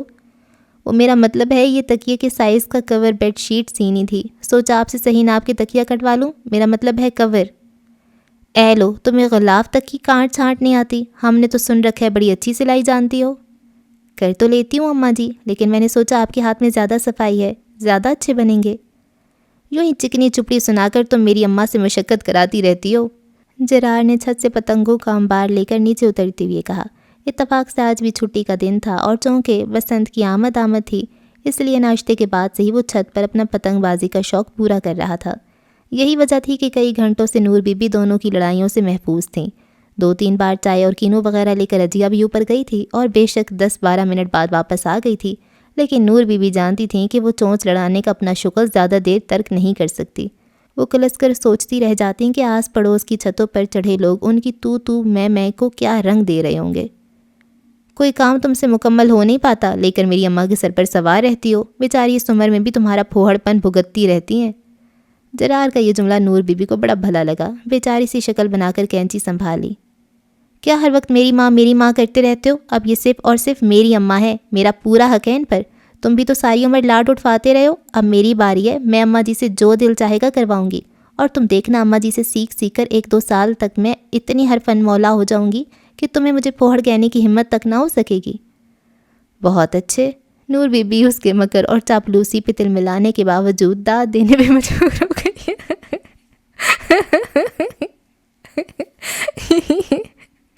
اچھا طریقہ ہے کام نکلوانے کا، لاڈو رانی کیسے ترسی بیٹھی ہے ماں کے لیے، نرا ڈھونگ۔ اور وہ بدگمان ہو گئیں اور پکا ارادہ کر لیا کہ اس کے جال میں نہیں پھنسیں گی، ورنہ وہ تو یوں ہی چکنی چپڑی کر کے ان سے سارے گھر کی چاکری کروایا کرے گی۔ انہوں نے سنجیدگی سے جاوید کے کل کے فون کے بارے میں سوچنا شروع کر دیا، جس میں اس نے باقاعدہ منتیں کر کے ماں کو اسلام آباد بلایا تھا۔ وہ سخت ناراض تھا کہ شادی کے بعد اب تک وہ کئی بار بیوی سمیت ملنے آ چکا ہے، مگر وہ ایک بار بھی ان دونوں کے 1000 بلانے کے باوجود وہاں نہیں آئی۔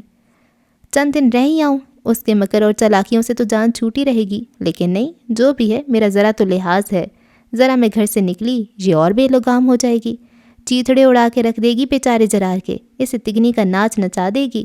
نہیں، میں نہیں جانے والی یہاں سے۔ ہر بار کی طرح اس دفعہ بھی ان کا ارادہ ڈاواں ڈول ہو گیا۔ لیکن کچھ دن بعد ہی جرار نے کچھ ایسی بات کی کہ وہ دوبارہ سے اسلام آباد جانے کے بارے میں سوچنے پر مجبور ہو گئیں، بلکہ سوچنا کیا، انہوں نے پکا ارادہ کر لیا۔ جرار نے بات ہی کچھ ایسی دل جلانے والی کی تھی۔ اماں جی کیا خیال ہے، یہ گھر اب ہم لوگوں کے لیے ناکافی نہیں؟ ڈرائنگ روم اور اس لاؤنج کے علاوہ بس یہ 2 ہی بیڈ روم ہیں۔ جاوید بھائی اور بھابھی ایک ادھ روز رہنے آ جائیں تو کتنی پریشانی ہوتی ہے۔ ہم لوگوں کو لاؤنج میں سونا پڑتا ہے اور وہ بھی شرمندہ ہو رہے ہوتے ہیں، اس لیے زیادہ دن نہیں رکتے۔ گھر میں کم از کم ایک آدھ بیڈ روم مزید ہونا چاہیے۔ یہ کچن بھی بہت اولڈ فیشن ہے۔ ہاں تو ٹھیک ہے، اوپر والوں سے مکان خالی کروا لیتے ہیں، اب ضرورت بھی کیا ہے، شکر ہے اللہ کا تم بھی کماتے ہو، جاوید الگ رہتا ہے، پھر بھی ہر ماہ اچھی خاصی رقم بھیج دیتا ہے۔ اوپر بھی ایسا ہی نقشہ ہے، وہی 2 کمرے، لاؤنج، کچن۔ ہاں البتہ ڈرائنگ روم کے اوپر چھت کھلی ہے۔ نہیں اماں، صرف جگہ کی کمی پوری ہونے سے تو مسئلہ حل نہیں ہوگا، سب کچھ کتنا پرانا سا لگتا ہے۔ اب میری آمدنی تو اتنی ہے کہ میں کسی اچھے علاقے میں جدید طرز کی کوٹھی میں رہائش اختیار کر سکوں۔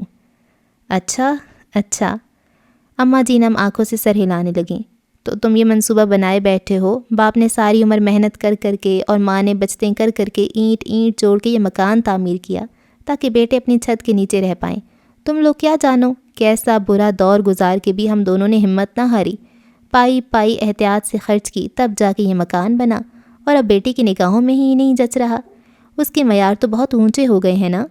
ہاں بیچ ڈالو باپ کے خواب، ماں کی خوشیاں، سب بیچ ڈالو۔ وہ رکت آمیز لہجے میں کہنے لگیں تو جرار شرمسار ہو گیا۔ اماں جی میرا یہ مطلب تھوڑا ہی تھا، ہم مکان نہیں بیچتے، مجھے کمپنی کی طرف سے لون مل رہا ہے، اس سے میں کسی دوسرے علاقے میں گھر خرید لوں گا، اس مکان کا دوسرا پورشن بھی کرائے پہ چڑھا دیتے ہیں، یوں کرائے کی رقم سے چند ہی سالوں میں لون بھی اتر جائے گا۔ جب رہنا نہیں تو بیچو یا نہ بیچو ایک ہی بات ہے۔ بیوگی کے دور میں جب تم لوگ چھوٹے تھے، میں نے کسی کے آگے ہاتھ پھیلانے کی بجائے یہ گوارا کر لیا کہ اوپر کے حصے میں انجان لوگ بٹھا دیے، ورنہ تمہارے ابا جی نے بڑے شوق سے یہ 2 حصے تعمیر کرائے تھے کہ ایک میں جاوید بیوی بچے لے کے رہے گا اور دوسرے میں جرار، لیکن نہ وہ رہتا ہے نہ ہی تم بسنے پہ تیار ہو۔ غیروں کے حوالے کر دوں یہ مکان صرف چند ہزار کی لالچ میں، انجان لوگ دناتے پھریں اوپر نیچے۔ آخر بھائی جان بھی تو دوسرے گھر میں رہتے ہیں، ٹھیک ہے ان کا سرکاری بنگلہ ہے، گاڑی، نوکر چاکر، سب عیش و آرام سرکاری ملازمت کی وجہ سے ہے، لیکن میری آمدنی ان سے کچھ زیادہ ہے، پھر ہماری لائف سٹائل میں اتنا فرق کیوں ہو؟ میں اچھی گاڑی نہیں خرید سکتا کیونکہ نہ گراج ہے نہ ہی پورٹ، گلی میں کھڑا کروں تو محلے کے بچے ستیاں ناز کر ڈالیں پروموشن پر، اور پھر شادی کی خوشی میں کولیگس کو گھر پہ ڈنر نہیں دے سکتا، مختصر سا ڈرائنگ روم ہے، اور پھر وہ جو گاڑیاں لاتے کہاں پارک کرتے؟ کوئی ایک مسئلہ ہو تو بتاؤں، آخر میرا بھی دل چاہتا ہے اپنی محنت کی کمائی کا مزہ لینے کو، مجھے بھی آراستہ پیراستہ ڈرائنگ روم، آرام دہ لاؤنج اور پرسکون بیڈ روم اچھے لگتے ہیں، لان میں چیئر رکھ کے دھوپ سینکنے کا لطف میں بھی لینا چاہتا ہوں، آخر دادا جی بھی تو کسی اور کے مکان میں رہتے ہوں گے، لیکن ابا جی نے اپنی اولاد کے لیے زمانے کے لحاظ سے بہترین رہائش تعمیر کروائی، اسی طرح میں بھی اب بدلتے وقت کے تقاضوں کے مطابق اپنی اولاد کے لیے ایک جدید طرز کا گھر بنانا چاہتا ہوں۔ اس کے دلائل اماں جی کو خاموش کرا گئے، وہ بہت بنی بیٹھی رہیں، اچانک انہیں اپنے شانوں پہ کسی کے گداز لمس کا دباؤ محسوس ہوا، وہ عجیہ تھی۔ عجیب انسان ہو، لے کر اماں جی کو پریشان کر کے رکھ دیا، تم تو ہو ہی بے حس، کسی عورت کے احساسات کو تم کیا جانو؟ میں محسوس کر سکتی ہوں ان کی اس گھر سے وابستگی کتنی شدید ہوگی، جب ان سے شوہر کا ساتھ چھنا ہوگا تو اس محفوظ چھت نے انہیں کتنا دلاسا دیا ہوگا، یہ دیواریں انہیں نعمت لگی ہوں گی۔ وہ نہ جانے کس طرح اس راز سے واقف ہو گئی، نور بی بی کے آنسو اس غم گساری پہ بہہ نکلے، لیکن پھر عجیہ کی تیز ہوتی آواز نے ان کا سابقہ موڑ بحال کر دیا۔ جرار تم واقعی بے وقوف ہو، تم کبھی کسی کی دلی جذبات کا اندازہ نہیں کر سکتے، اگر تمہارے دوستوں کو شرم آتی ہے تو بے شک نہ آئے ہمارے گھر، سنبھال کر رکھے اپنی لمبی گاڑیاں، اور اگر تم دھوپ سینکنے کا اتنا ہی ارمان ہے تو چھت پہ رکھی چارپائی کس لیے ہے؟ جاؤ لیٹو اور سن بات لو، اپنی فضول سی سطحی سی خواہشات کے لیے اماں جی کا دل کیوں دکھاتے ہو؟ ہاں ڈرامے کرنا کوئی اس چلتر سے سیکھے، وہ زہر بھرے انداز میں سوچنے لگیں۔ کھنی میسنی دل ہی دل میں اسے سلواتے سناتے ہوئے انہوں نے اندازہ لگایا کہ ہو نہ ہو جرار کے دماغ میں یہ ماڈرن طرز رہائش کا خناس اسی نے بھرا ہو اور اب بھولی بننے کا ڈھونگ رچا رہی ہے، ورنہ جرار اتنے سالوں سے اسی 2 منزلہ مکان میں آرام سے رہتا چلا آیا ہے، اب کیوں برا لگنے لگ گیا، کیوں تکلیف ہونے لگ گئی؟ وہ یکدم نتیجے پہ پہنچ گئیں۔ اس آرام طلب کو بھاتا ہوگا وہ موا کھڑے ہو کے کام کرنے والا باورچی خانہ، جس میں الماریاں ہی الماریاں چاروں طرف منہ پھاڑے کھڑی ہوتی ہیں، اس کا اپنا جی کرتا ہوگا گھاس پہ لوٹیاں لگانے کا، لمبی لمبی گاڑیوں میں بیٹھ کے سیر سپاٹے کرنے کو، کیسے ماں کے دل کو مسل کے اسے محل کی رانی بنانے چلا ہے؟ یہ بھلا اس قابل ہے کہ کوٹھی بنگلہ سنبھال سکے، 2 کمروں کا گھر بھی سنبھال لے تو غنیمت۔ یہ تو میرا دم ہے کہ کہہ سن کے اس سے کچھ کام کروا لیتی ہوں، ورنہ اس میں ایسی سمجھ بوجھ کہاں؟ یہ چلیے افرا کا مقابلہ کرنے، بھلا اس کی اس سے کیا برابری؟ وہ آدھی ہے نوکر چاکر کی، بڑے بڑے بنگلوں کی، اسے سب پتہ ہے کب کیا انتظام کرنا ہے، اس لیے اکیلی وہاں اتنا بڑا گھر سنبھالنے بیٹھی ہے۔ کیوں نہ میں کچھ دن وہاں رہنے چلی جاؤں؟ جب اس گھر سے جدائی مقدر میں ہے تو پھر اس کے ساتھ کس لیے رہوں؟ اپنی من پسند بہو سے خدمت کیوں نہ کرواؤں جسے زمانہ گھوم کے منتخب کیا تھا؟ اسے وہ بھگتے جو اس پر فدا ہوا تھا۔ ہاں، غصے نے ان سے وہ فیصلہ کروا لیا جس کے لیے اب تک جاوید کامیاب نہیں ہو پایا تھا۔ جرار بے حد دل گرفتہ تھا اور عجیہ بالکل چپ۔ اماں، آپ مجھ سے خفا ہو کے جا رہی ہیں نا؟ نہ میرے بچے، نہ۔ وہ چاہنے کے باوجود جاتے جاتے اس پہ اپنی ناراضی جتا نہ سکیں۔ ان کا خیال تھا یہ ساری کارستانی عجیہ کی ہے، پھر بھلا کیوں وہ ڈانٹ پھٹکار کر جرار کا دل برا کریں جو بیچارہ پہلی بیوی کے ہاتھوں تنگ ہے۔ نہ جانے بد نصیب کو کتنا ستایا ہوگا اس نے کہ وہ یوں ماں سے الجھ بیٹھا۔ میں ناراض کب ہوں؟ آخر وہ بھی بیٹا ہے، اس کا جی بھی چاہتا ہوگا ماں اس کے پاس آئے، اور پھر اب موقع بھی ہے۔ افرا کے بارے میں خوشخبری سنی ہے؟ دل مچل سا گیا ہے۔ شروع کے دن ہے، بچی گھبرا رہی ہوگی، میرے دم سے دلاسا رہے گا۔ اور اگر آپ کی ضرورت یہاں پڑ گئی تو؟ وہ شرارت سے مسکرایا۔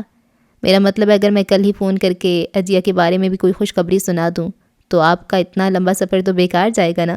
کیوں اجو رانی، تم بھی کوئی سرپرائز دے ڈالو اماں کو۔ اس نے گم سم کھڑی عجیہ کو اکسانے کی کوشش کی مگر وہ چپ چاپ پاؤں کے انگوٹھے سے قالین کا رواں نوچتی رہی۔ ہاں، یہ دیں گی خوشخبری؟ کڑانے لگانے اور رسی کودنے جیسے مشاغل جان چھوڑیں تو کوئی امید بھی پیدا ہو۔ وہ عجیہ کی خاموشی بخوبی سمجھ رہی تھیں کہ وہ انہیں روکنے کا اصرار کر کے اپنے پیڑوں پہ کلہاڑی نہیں مارنا چاہتی۔ انہوں نے بھی سوچ لیا کہ اسے سبق سکھا کر دم لیں گی۔ 2 ہفتوں میں ہی مزاج ٹھکانے پہ آ جائیں گے محترمہ کے۔ کئی گھنٹے تو یہ سوچتے ہی گزر جائیں گے کہ کیا پکایا جائے۔ پکنے کی نوبت تو بعد میں آئے گی، بنگلوں میں رہنے کے سارے ارمان مر جائیں گے۔ بہت اچھا کیا آپ نے ممی جو رہنے چلی آئیں، اچھا ہے چینج رہے گا۔ افرا نے خوش دلی سے ان کا استقبال کیا۔ نور بی بی کی روح تک سرشار ہو گئی۔ وہ بہو کی ہمراہی میں سجے سجائے بنگلے میں داخل ہوئیں۔ جاوید آفس میں تھا، افرا ہی انہیں ایئرپورٹ پہ ریسیو کرنے آئی تھی۔ بڑے بڑے مہندی رنگ پتوں والی آف وائٹ ساڑی لپیٹے وہ کس قدر اچھی لگ رہی تھی، بالکل بیگم صاحبہ۔ گوری سفید رنگت والے چہرے پہ سیاہ چشمہ اور لبوں کی سرخ لالی دور سے ہی نمایاں تھی۔ بال شاید رنگے گئے تھے، انہیں قریب آ کے اندازہ ہوا۔ گہرے بھورے بال اور ہلکے رنگ کے ہو گئے تھے، سنہری مکئی کے بھٹے کے بالوں جیسے۔ لمبی گردن میں موٹی سی چین کیا جچ رہی تھی اور مخروطی انگلیوں پہ سجی ہیرے کی انگوٹھیاں۔ وہ ایک دم ہی اپنی بہو کے حسن و روب سے مروب ہو گئیں، اور جب افرا نے بل کھا کے آگے ہوتے ہوئے ان کے گال سے اپنا گداز گال ذرا سا مس کر کے ہلکا سا بوسہ دیا تو وہ جیسے نہال ہی ہو گئیں۔ اس کے بدن سے اٹھتی بھینی بھینی خوشبو اپنے اندر اتارتی اس کی کمر سہلا کے دعاؤں کی برسات ہی کر ڈالی۔ ہاں، ایک وہ عجیہ ہے جن بھوت کی طرح چمٹ ہی جاتی ہے، ایک ہی انداز ہے لاڈ جتانے کا۔ اس بچی افرا کے اندر کتنا ٹھہراؤ ہے، ذرا چونچال پن نہیں ہے فطرت میں، نہ ہی دکھاوے کی زوردار محبتیں۔ باوردی شوفر کے ساتھ سرکاری گاڑی جب بنگلے میں داخل ہوئی تو دونوں طرف پھیلے سرسبز لان اور رنگ برنگے پھولوں نے اور بھی خوشگوار اثر ڈالا۔ وسیع لاؤنج میں کین کا فرنیچر آرام دہ کشنز کے ساتھ رکھا تھا۔ ایک طرف کین کا جھولا بھی بڑی کھڑکی کے آگے دھرا تھا، جس کے پیچھے سے لان کا وہ منظر دکھائی دے رہا تھا جس میں جا بجا گلاب کے پھول بہار دکھا رہے تھے۔ نور بی بی کا دل اچانک ہی مچل اٹھا جھولے میں بیٹھ کے ہلگورے لینے کو۔ انہوں نے پہلے سارا گھر دیکھنے کی فرمائش کی۔ افرا انہیں kitchen, drawing room, bed room, study دکھانے لگی۔ ہر کمرے کی کلر اسکیم اور سجاوٹ دیکھنے سے تعلق رکھتی تھی، اور کیوں نہ ہو، آخر بہو سجے سجائے بنگلے سے آئی تھی۔ اور یہ اوپر کتنے کمرے ہیں؟ اوپر 3 گیسٹ روم ہیں، سنوکر روم ہے اور اسٹور۔ 3 گیسٹ روم؟ اتنے کون سے مہمان آتے ہیں؟ آئیں یا نہ آئیں ممی، یہ تو ضروری ہے، اب اوپر کا پورشن خالی تو نہیں چھوڑا جا سکتا، اس لیے فرنش کر کے رکھ دیا۔ 3 کے 3 کمرے سامان سے بھرتی ہے؟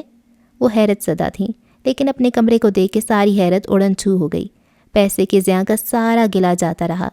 ڈبل بیڈ پہ سفید دودھیا چادر بچھی تھی جس کے کنارے سفید لیس کی جھالریں نیچے تک لٹک رہی تھیں۔ ولائتی اون بھرے نرم گرم تکیے، مخمل کا سفید اور گرے کمبل، سرہانے رکھی دونوں میزوں پہ گلدان، دوائیں رکھنے کی دلکش سی ٹوکری اور شیشے کا گلاس، تھرمس، پردے جنہیں سرکانے سے سنہری دھوپ ایک دم سے کمرے میں پھیل گئی۔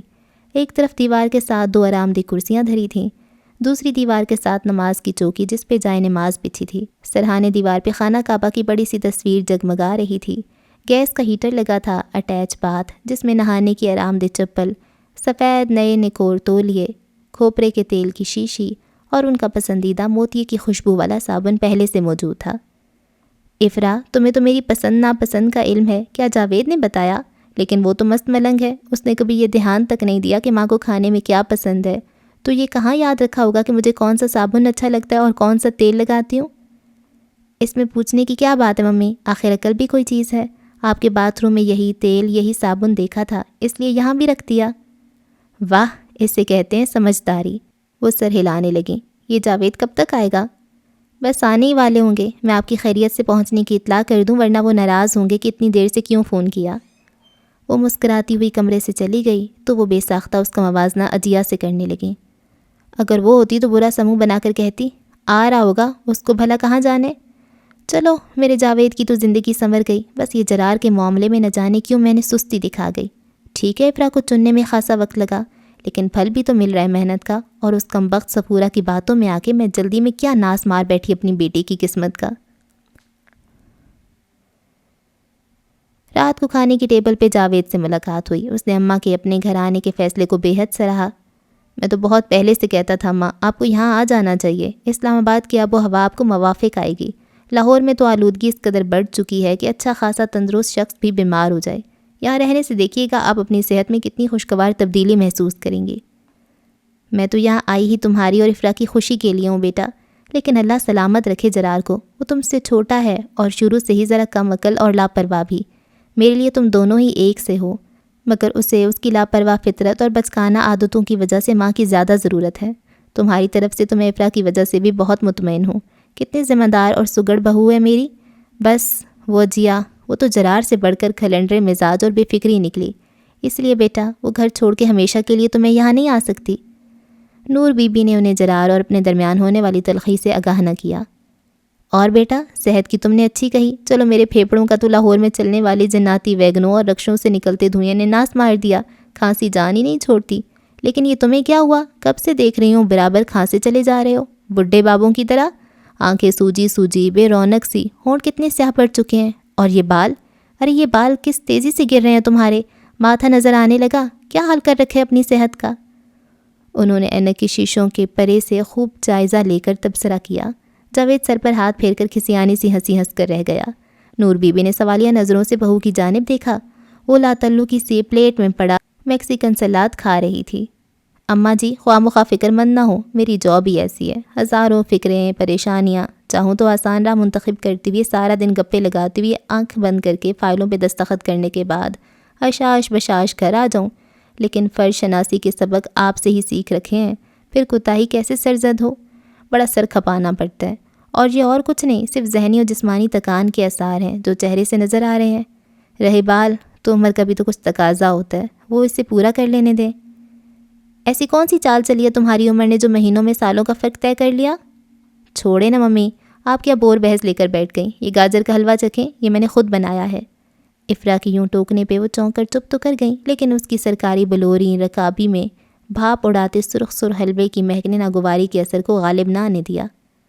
اچھا تو یہ تم نے بنایا ہے، میں تو سمجھ رہی تھی یہ موا مچھڑی سب کچھ پکاتا ہے۔ ہائے ہائے کمبخت کی مونچھیں ہیں کہ بوڑھے برگد کی جڑیں، تم تو ماشاءاللہ اتنا اچھا پکاتی ہو، پھر کیوں اس مشٹنڈے کو گھر میں گھسا رکھا ہے؟ ممی اسے میں نے گھر میں نہیں گھسا رکھا، بلکہ یہ اس گھر کے ساتھ ہی ملا ہے۔ رہا سوال میرے پکانے کا، تو میں کچن کے کام سے بالکل نہیں گھبراتی۔ جاوید جی تو دن کو آفس میں ہوتے ہیں، مجھے خاص لنچ کی عادت نہیں، فروٹ سلاد یا جوس وغیرہ لے لیتی ہوں، لیکن یہ جو 4-5 ملازمین ہیں ان کے لیے بھی دن میں 2 بار پکنا ہوتا ہے۔ رشید کے ذمہ ان کا کھانا پکانا ہے، ویسے بھی وہ صرف یہی عام روزمرہ کے کھانے جیسے آلو گوشت دال چاول بھجیا وغیرہ ہی ٹھیک پکا سکتا ہے۔ ویسے آج کا یہ پلاؤ اور کڑھائی گوشت میں نے ہی بنایا ہے، اور یہ کباب بھی میرے ہاتھ کے ہیں۔ تم تو بالکل میری طرح پھرتیلی ہو، ابھی گئی کچن میں اور ابھی میز بھر دی۔ انہوں نے حلوے سے پیالی اوپر تک بھر لی۔ اوہ نو، یہ افرا تفری والی کوکنگ مجھ سے نہیں ہوتی، مہینے کا اکٹھا سامان آتا ہے، بس 1-2 دن لگا کر فریز کر دیتی ہوں خاص آئٹم، جیسے 2-3 طرح کے کباب بنا کے فریز کر دیے، پلاؤ کے لیے 2-3 کلو گوشت ابال کر گوشت اور یخنی الگ الگ کر کے محفوظ کر دیے، پالک شلجم مٹر گاجر گلا کر پیکٹ میں بند کر کے رکھ دیتی ہوں۔ رشید کو خاص ہدایت ہے میرے آنے سے پہلے سب ریڈی کر کے رکھ دے، پھر کام ہی کتنا رہ جاتا ہے، گوشت بھونا سبزی ڈالی دم پہ رکھی، تلنے تلانے کا کام رشید کے سپرد۔ اس کی ساری تفصیل سن کر گاجر کے حلوے کا پہلا چمچہ ہی نور بی بی کے منہ میں الفی کی طرح جم گیا۔ بڑی مشکل کے ساتھ اسے نکل کر ڈرتے ڈرتے سوال کیا، اور یہ حلوہ یہ کب کا ہے؟ 27वें روزے کو گرینڈ افطار پارٹی کی تھی، اس میں فوڈ ٹرائفل اور گلاب جامن کے ساتھ یہ حلوہ بھی بنایا تھا۔ وہ دونوں آئٹم تو لاسٹ ویک ہاشمی صاحب کی دعوت میں ختم ہو گئے، یہ بچ گیا۔ نور بی بی نے اگلا چمچہ بھرنے سے پہلے ہی دل میں حساب لگایا۔ عید کو گزرے بھی 1.5 مہینہ ہو رہا تھا۔ انہوں نے پیالی پرے سرکا دی اور بے یقینی سے خوش رنگ و خوشبودار حلوے کو دیکھنے لگیں۔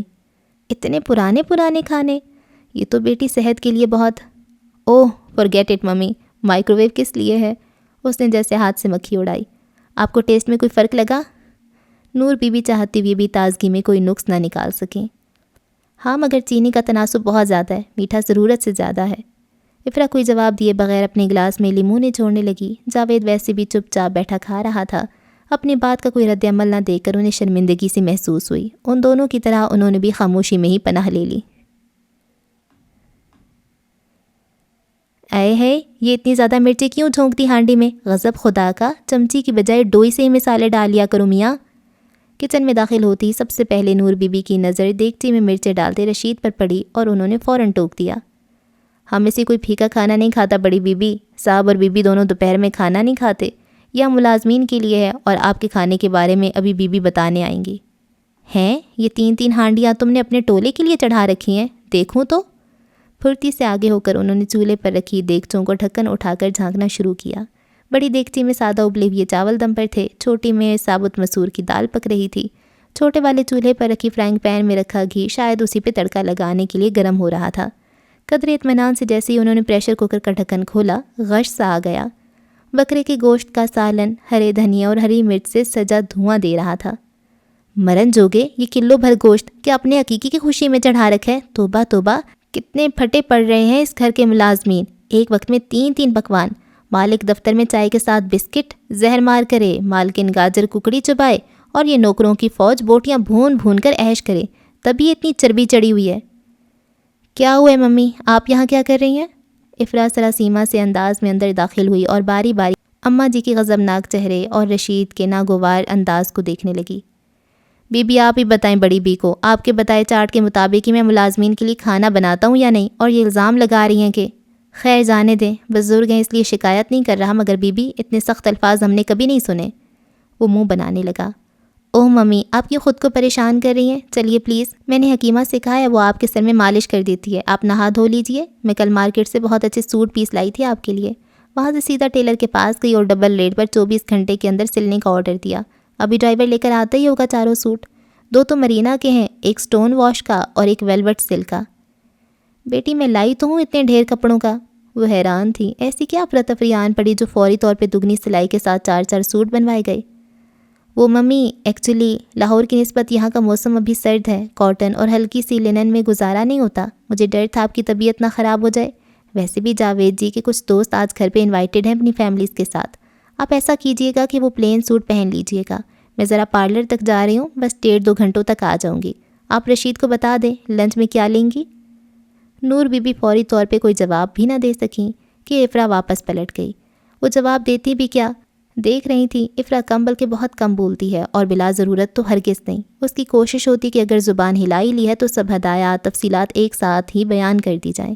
اس وقت بھی اس نے حسب عادت موسم کی سختی کا ذکر، ساس کی صحت کے بارے میں فکر مندی کا اظہار، مہمانوں کی آمد کی اطلاع، پلین سوٹ پہننے کی ہدایت اور اپنے پارلر جانے کی خبر سب کو اکٹھے ہی نپٹا دیا۔ نور بی بی سر ہلانے لگیں۔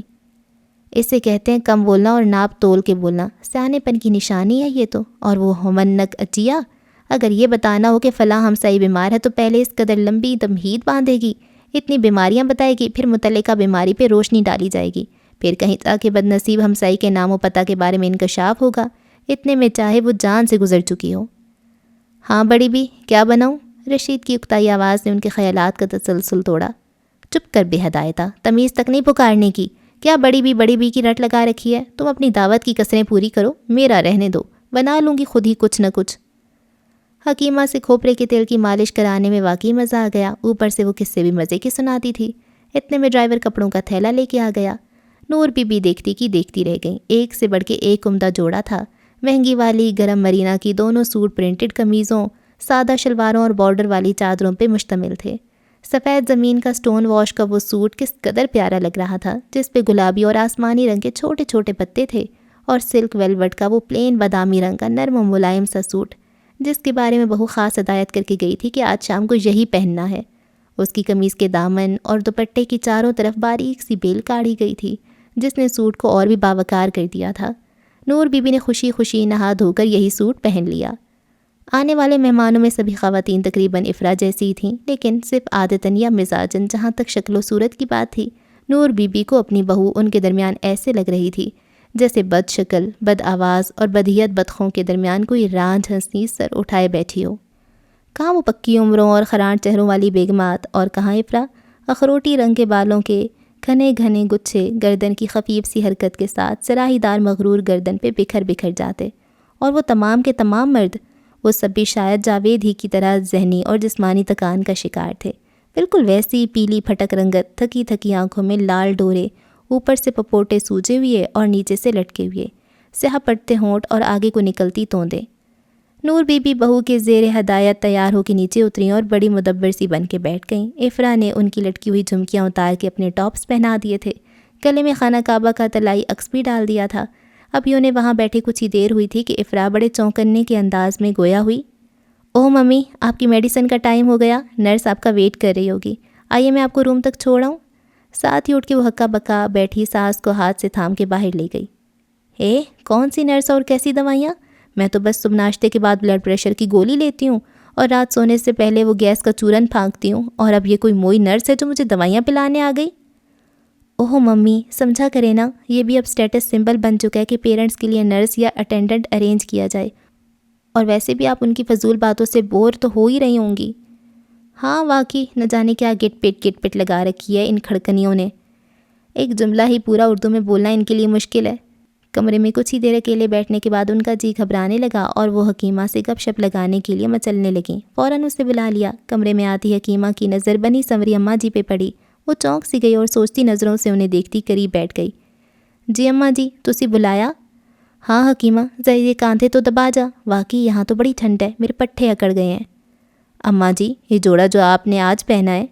مستعدی سے کاندھے دباتی حکیمہ نے ان سے پوچھنا چاہا تھا، لیکن وہ اس کا سوال پورا سننے سے قبل ہی بتانے لگ گئی۔ ہاں یہ جوڑا اچھا ہے نا، افرا نے بنوایا ہے، کتنا خیال ہے اسے اپنی ساس کا۔ میں تو ٹھہری سیدھی سادی پینڈو سی عورت، ہوتا تھا کسی زمانے میں مجھے بھی بننے سنورنے کا شوق، پھر جوانی میں ہی بیوگی نے سارے ارمان مار دیے، بس ضرورت پوری کرنے کو کپڑا لتا بنا لیا۔ سال میں 5-7 جوڑے، 2 گرمی کے، 2 سردی کے، 2 باہر آنے جانے کے، بیٹی بھی کوئی نہیں جو خیال رکھتی، سب ملنے جلنے والے بھی پوچھتے ہیں، نور بی بی اب تو 2 بہوئیں آ گئیں، اب تو تمہارے عیش کرنے کے دن آ گئے۔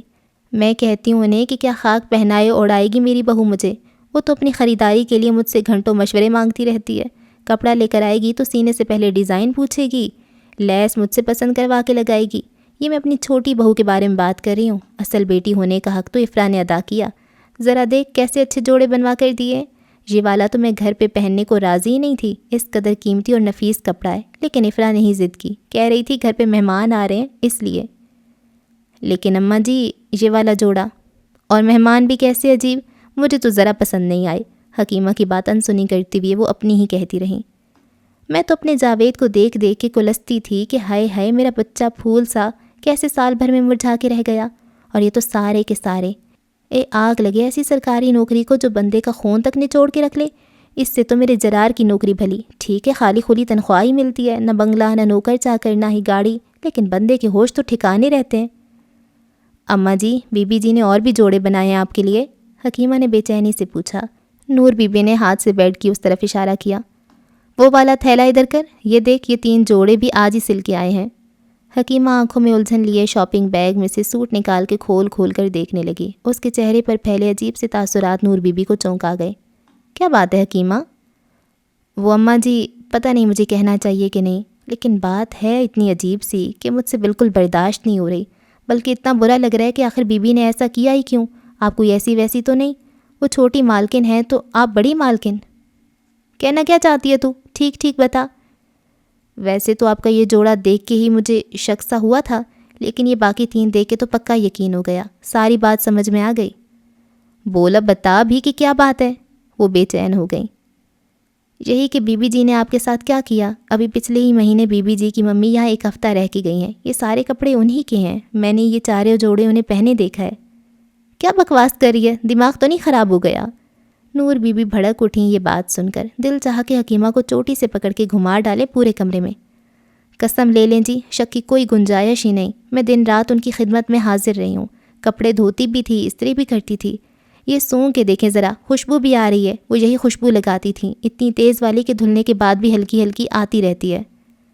مدھم سی خوشبو تو نور بی بی کو بھی پہننے کے بعد محسوس ہوئی تھی، لیکن وہ سمجھی کہ شاید یہاں کے درزی کپڑا سینے کے بعد خوشبو بھی لگا دیتے ہوں، بڑے لوگوں کی بڑی باتیں۔ لیکن اب ان پہ واضح ہوا کہ بڑے لوگ کبھی کبھی اتنی چھوٹی بات بھی کر جاتے ہیں۔ ایک معمولی سی نکرانی کے سامنے انہیں اپنا آپ بڑا بے مایا، بڑا حقیر سا لگا۔ مرے مرے ہاتھوں سے اپنے شانے پر سے اس کے ہاتھ سرکائے اور نظر پھیر کے اسے باہر جانے کا اشارہ کیا۔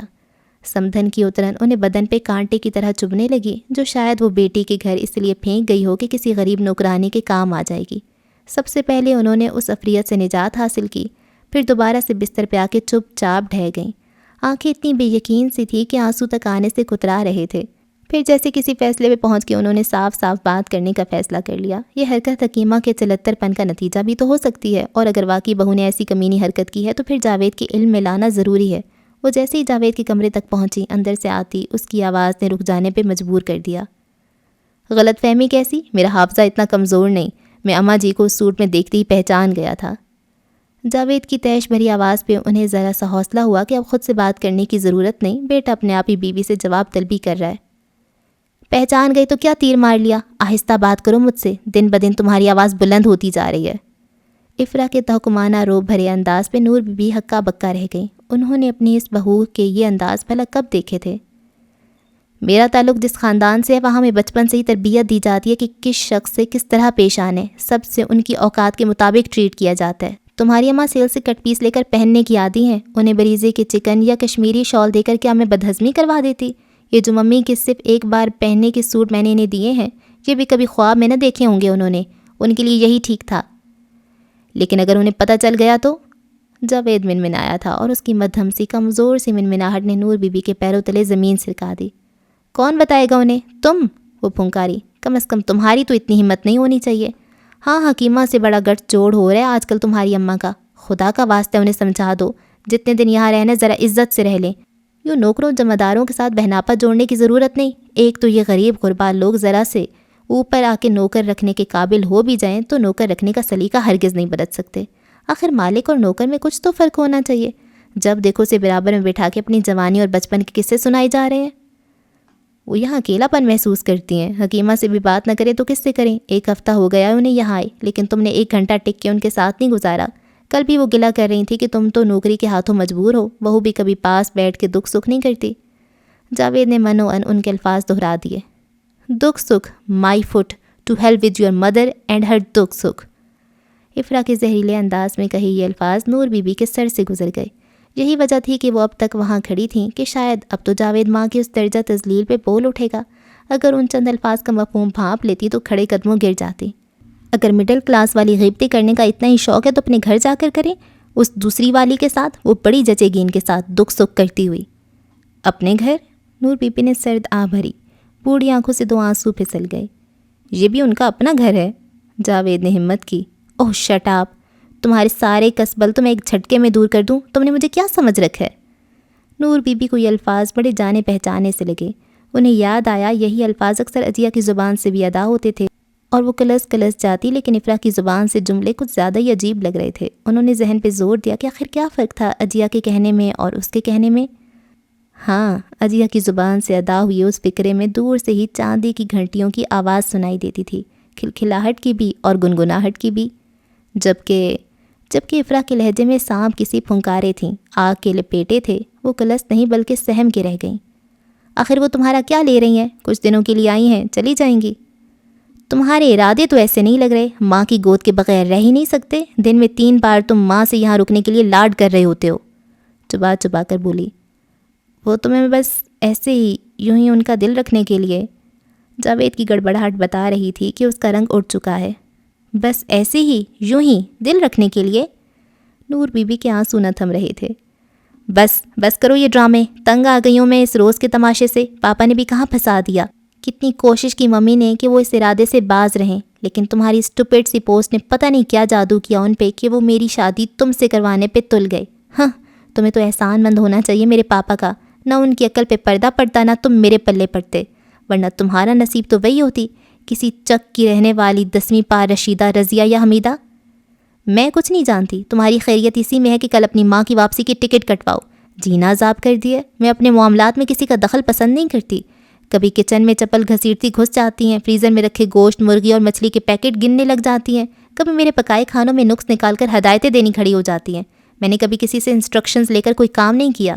چائنیز، رشین، امریکن اور اٹیلین کوکنگ کے کورسز کر رکھے ہیں، بیکنگ میں ایکسپرٹ ہوں اور ان سے سیکھوں کہ کیا کیسے پکانے۔ حیثیت دیکھو، اور مجھے مشورے بڑھ بڑھ کے دیے جاتے ہیں کہ کیسے گھر کو سجانا سنوارنا ہے، ڈیکوریٹ کرنا ہے۔ It's very insulting. من کے قدم گھسیٹتی نور بی بی اس کمرے کی طرف بڑھ گئیں جسے اپنا کہنے کو اب ان کا جینا چاہ رہا تھا۔ تمہیں کیا پتا میں کتنی خوبصورت ہوں؟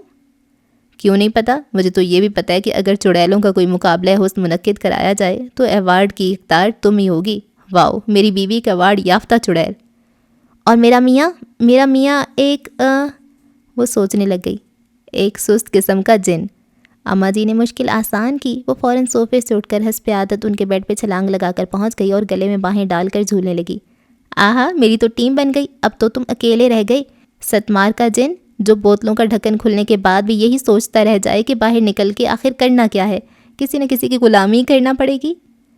اٹس ناٹ فیئر اماں جی، میں دیکھ رہا ہوں اس گھر میں ہارس ٹریڈنگ شروع ہو چکی ہے۔ صبح شام سر اور ٹانگیں دبا دبا کے اس نے آپ کی وفاداریاں خرید لی ہیں، اور ہماری وابستگیاں۔ ہائے! نور بی بی نے مسکراتی ہوئی اس کی ہائے ہائے سنی۔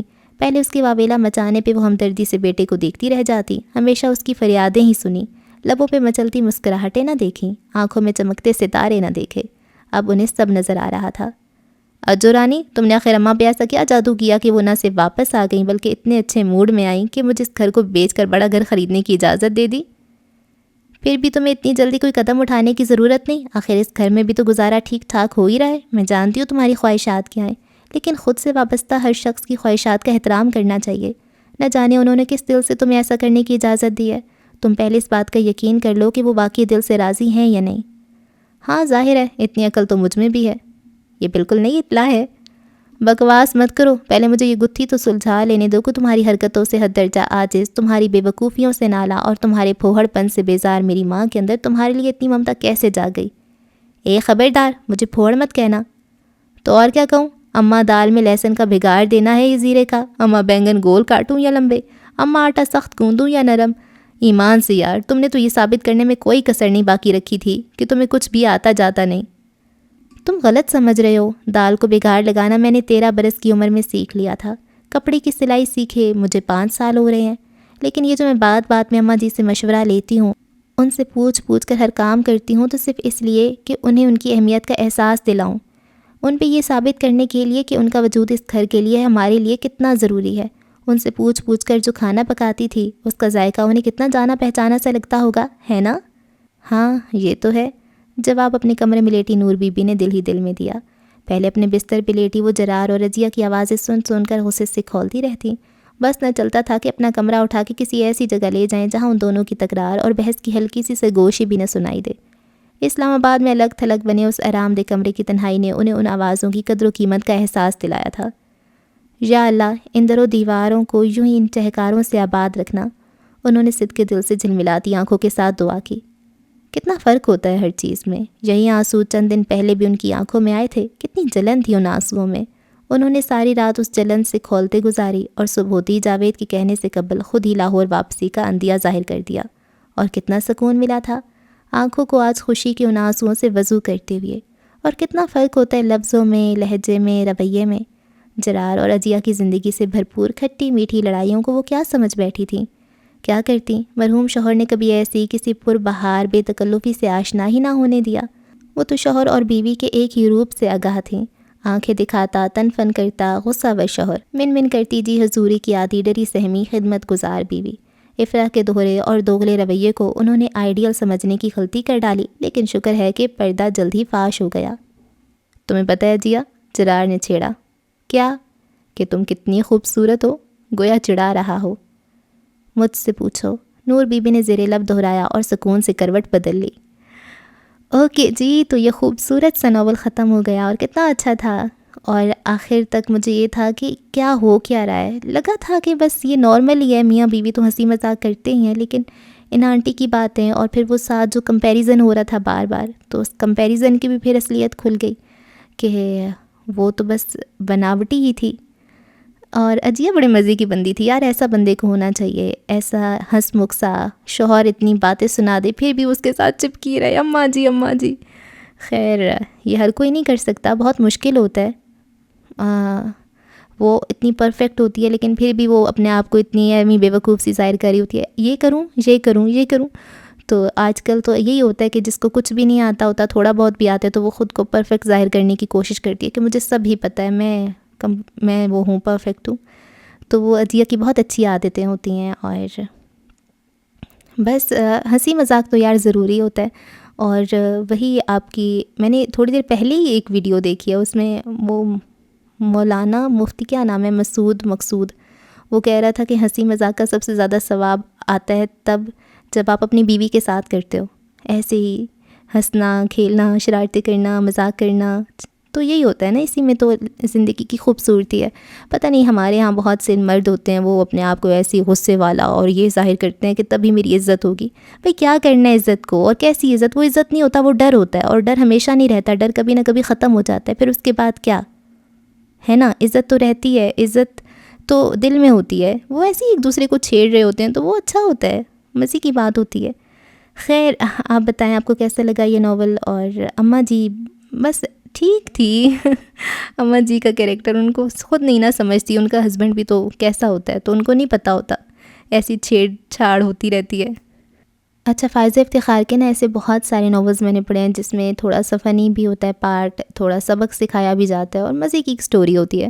تو اگر آپ نے فائزہ افتخار کے مزید ناولز پڑھنے جو کہ میں آپ کو سجیسٹ کروں گی کہ آپ ضرور پڑھیں، تو اسکرین پہ آپ کو پلے لسٹ دکھا دی جائے گی، آپ نے اس کو کلک کرنا ہے اور آپ کے پاس بہت سارے ناولز آ جائیں گے جو فائزہ افتخار کے میں نے پڑھے ہوئے ہیں، ان کو سنیں اور انجوائے کریں۔ مجھے رکھیں دعاؤں میں یاد۔ اللہ حافظ۔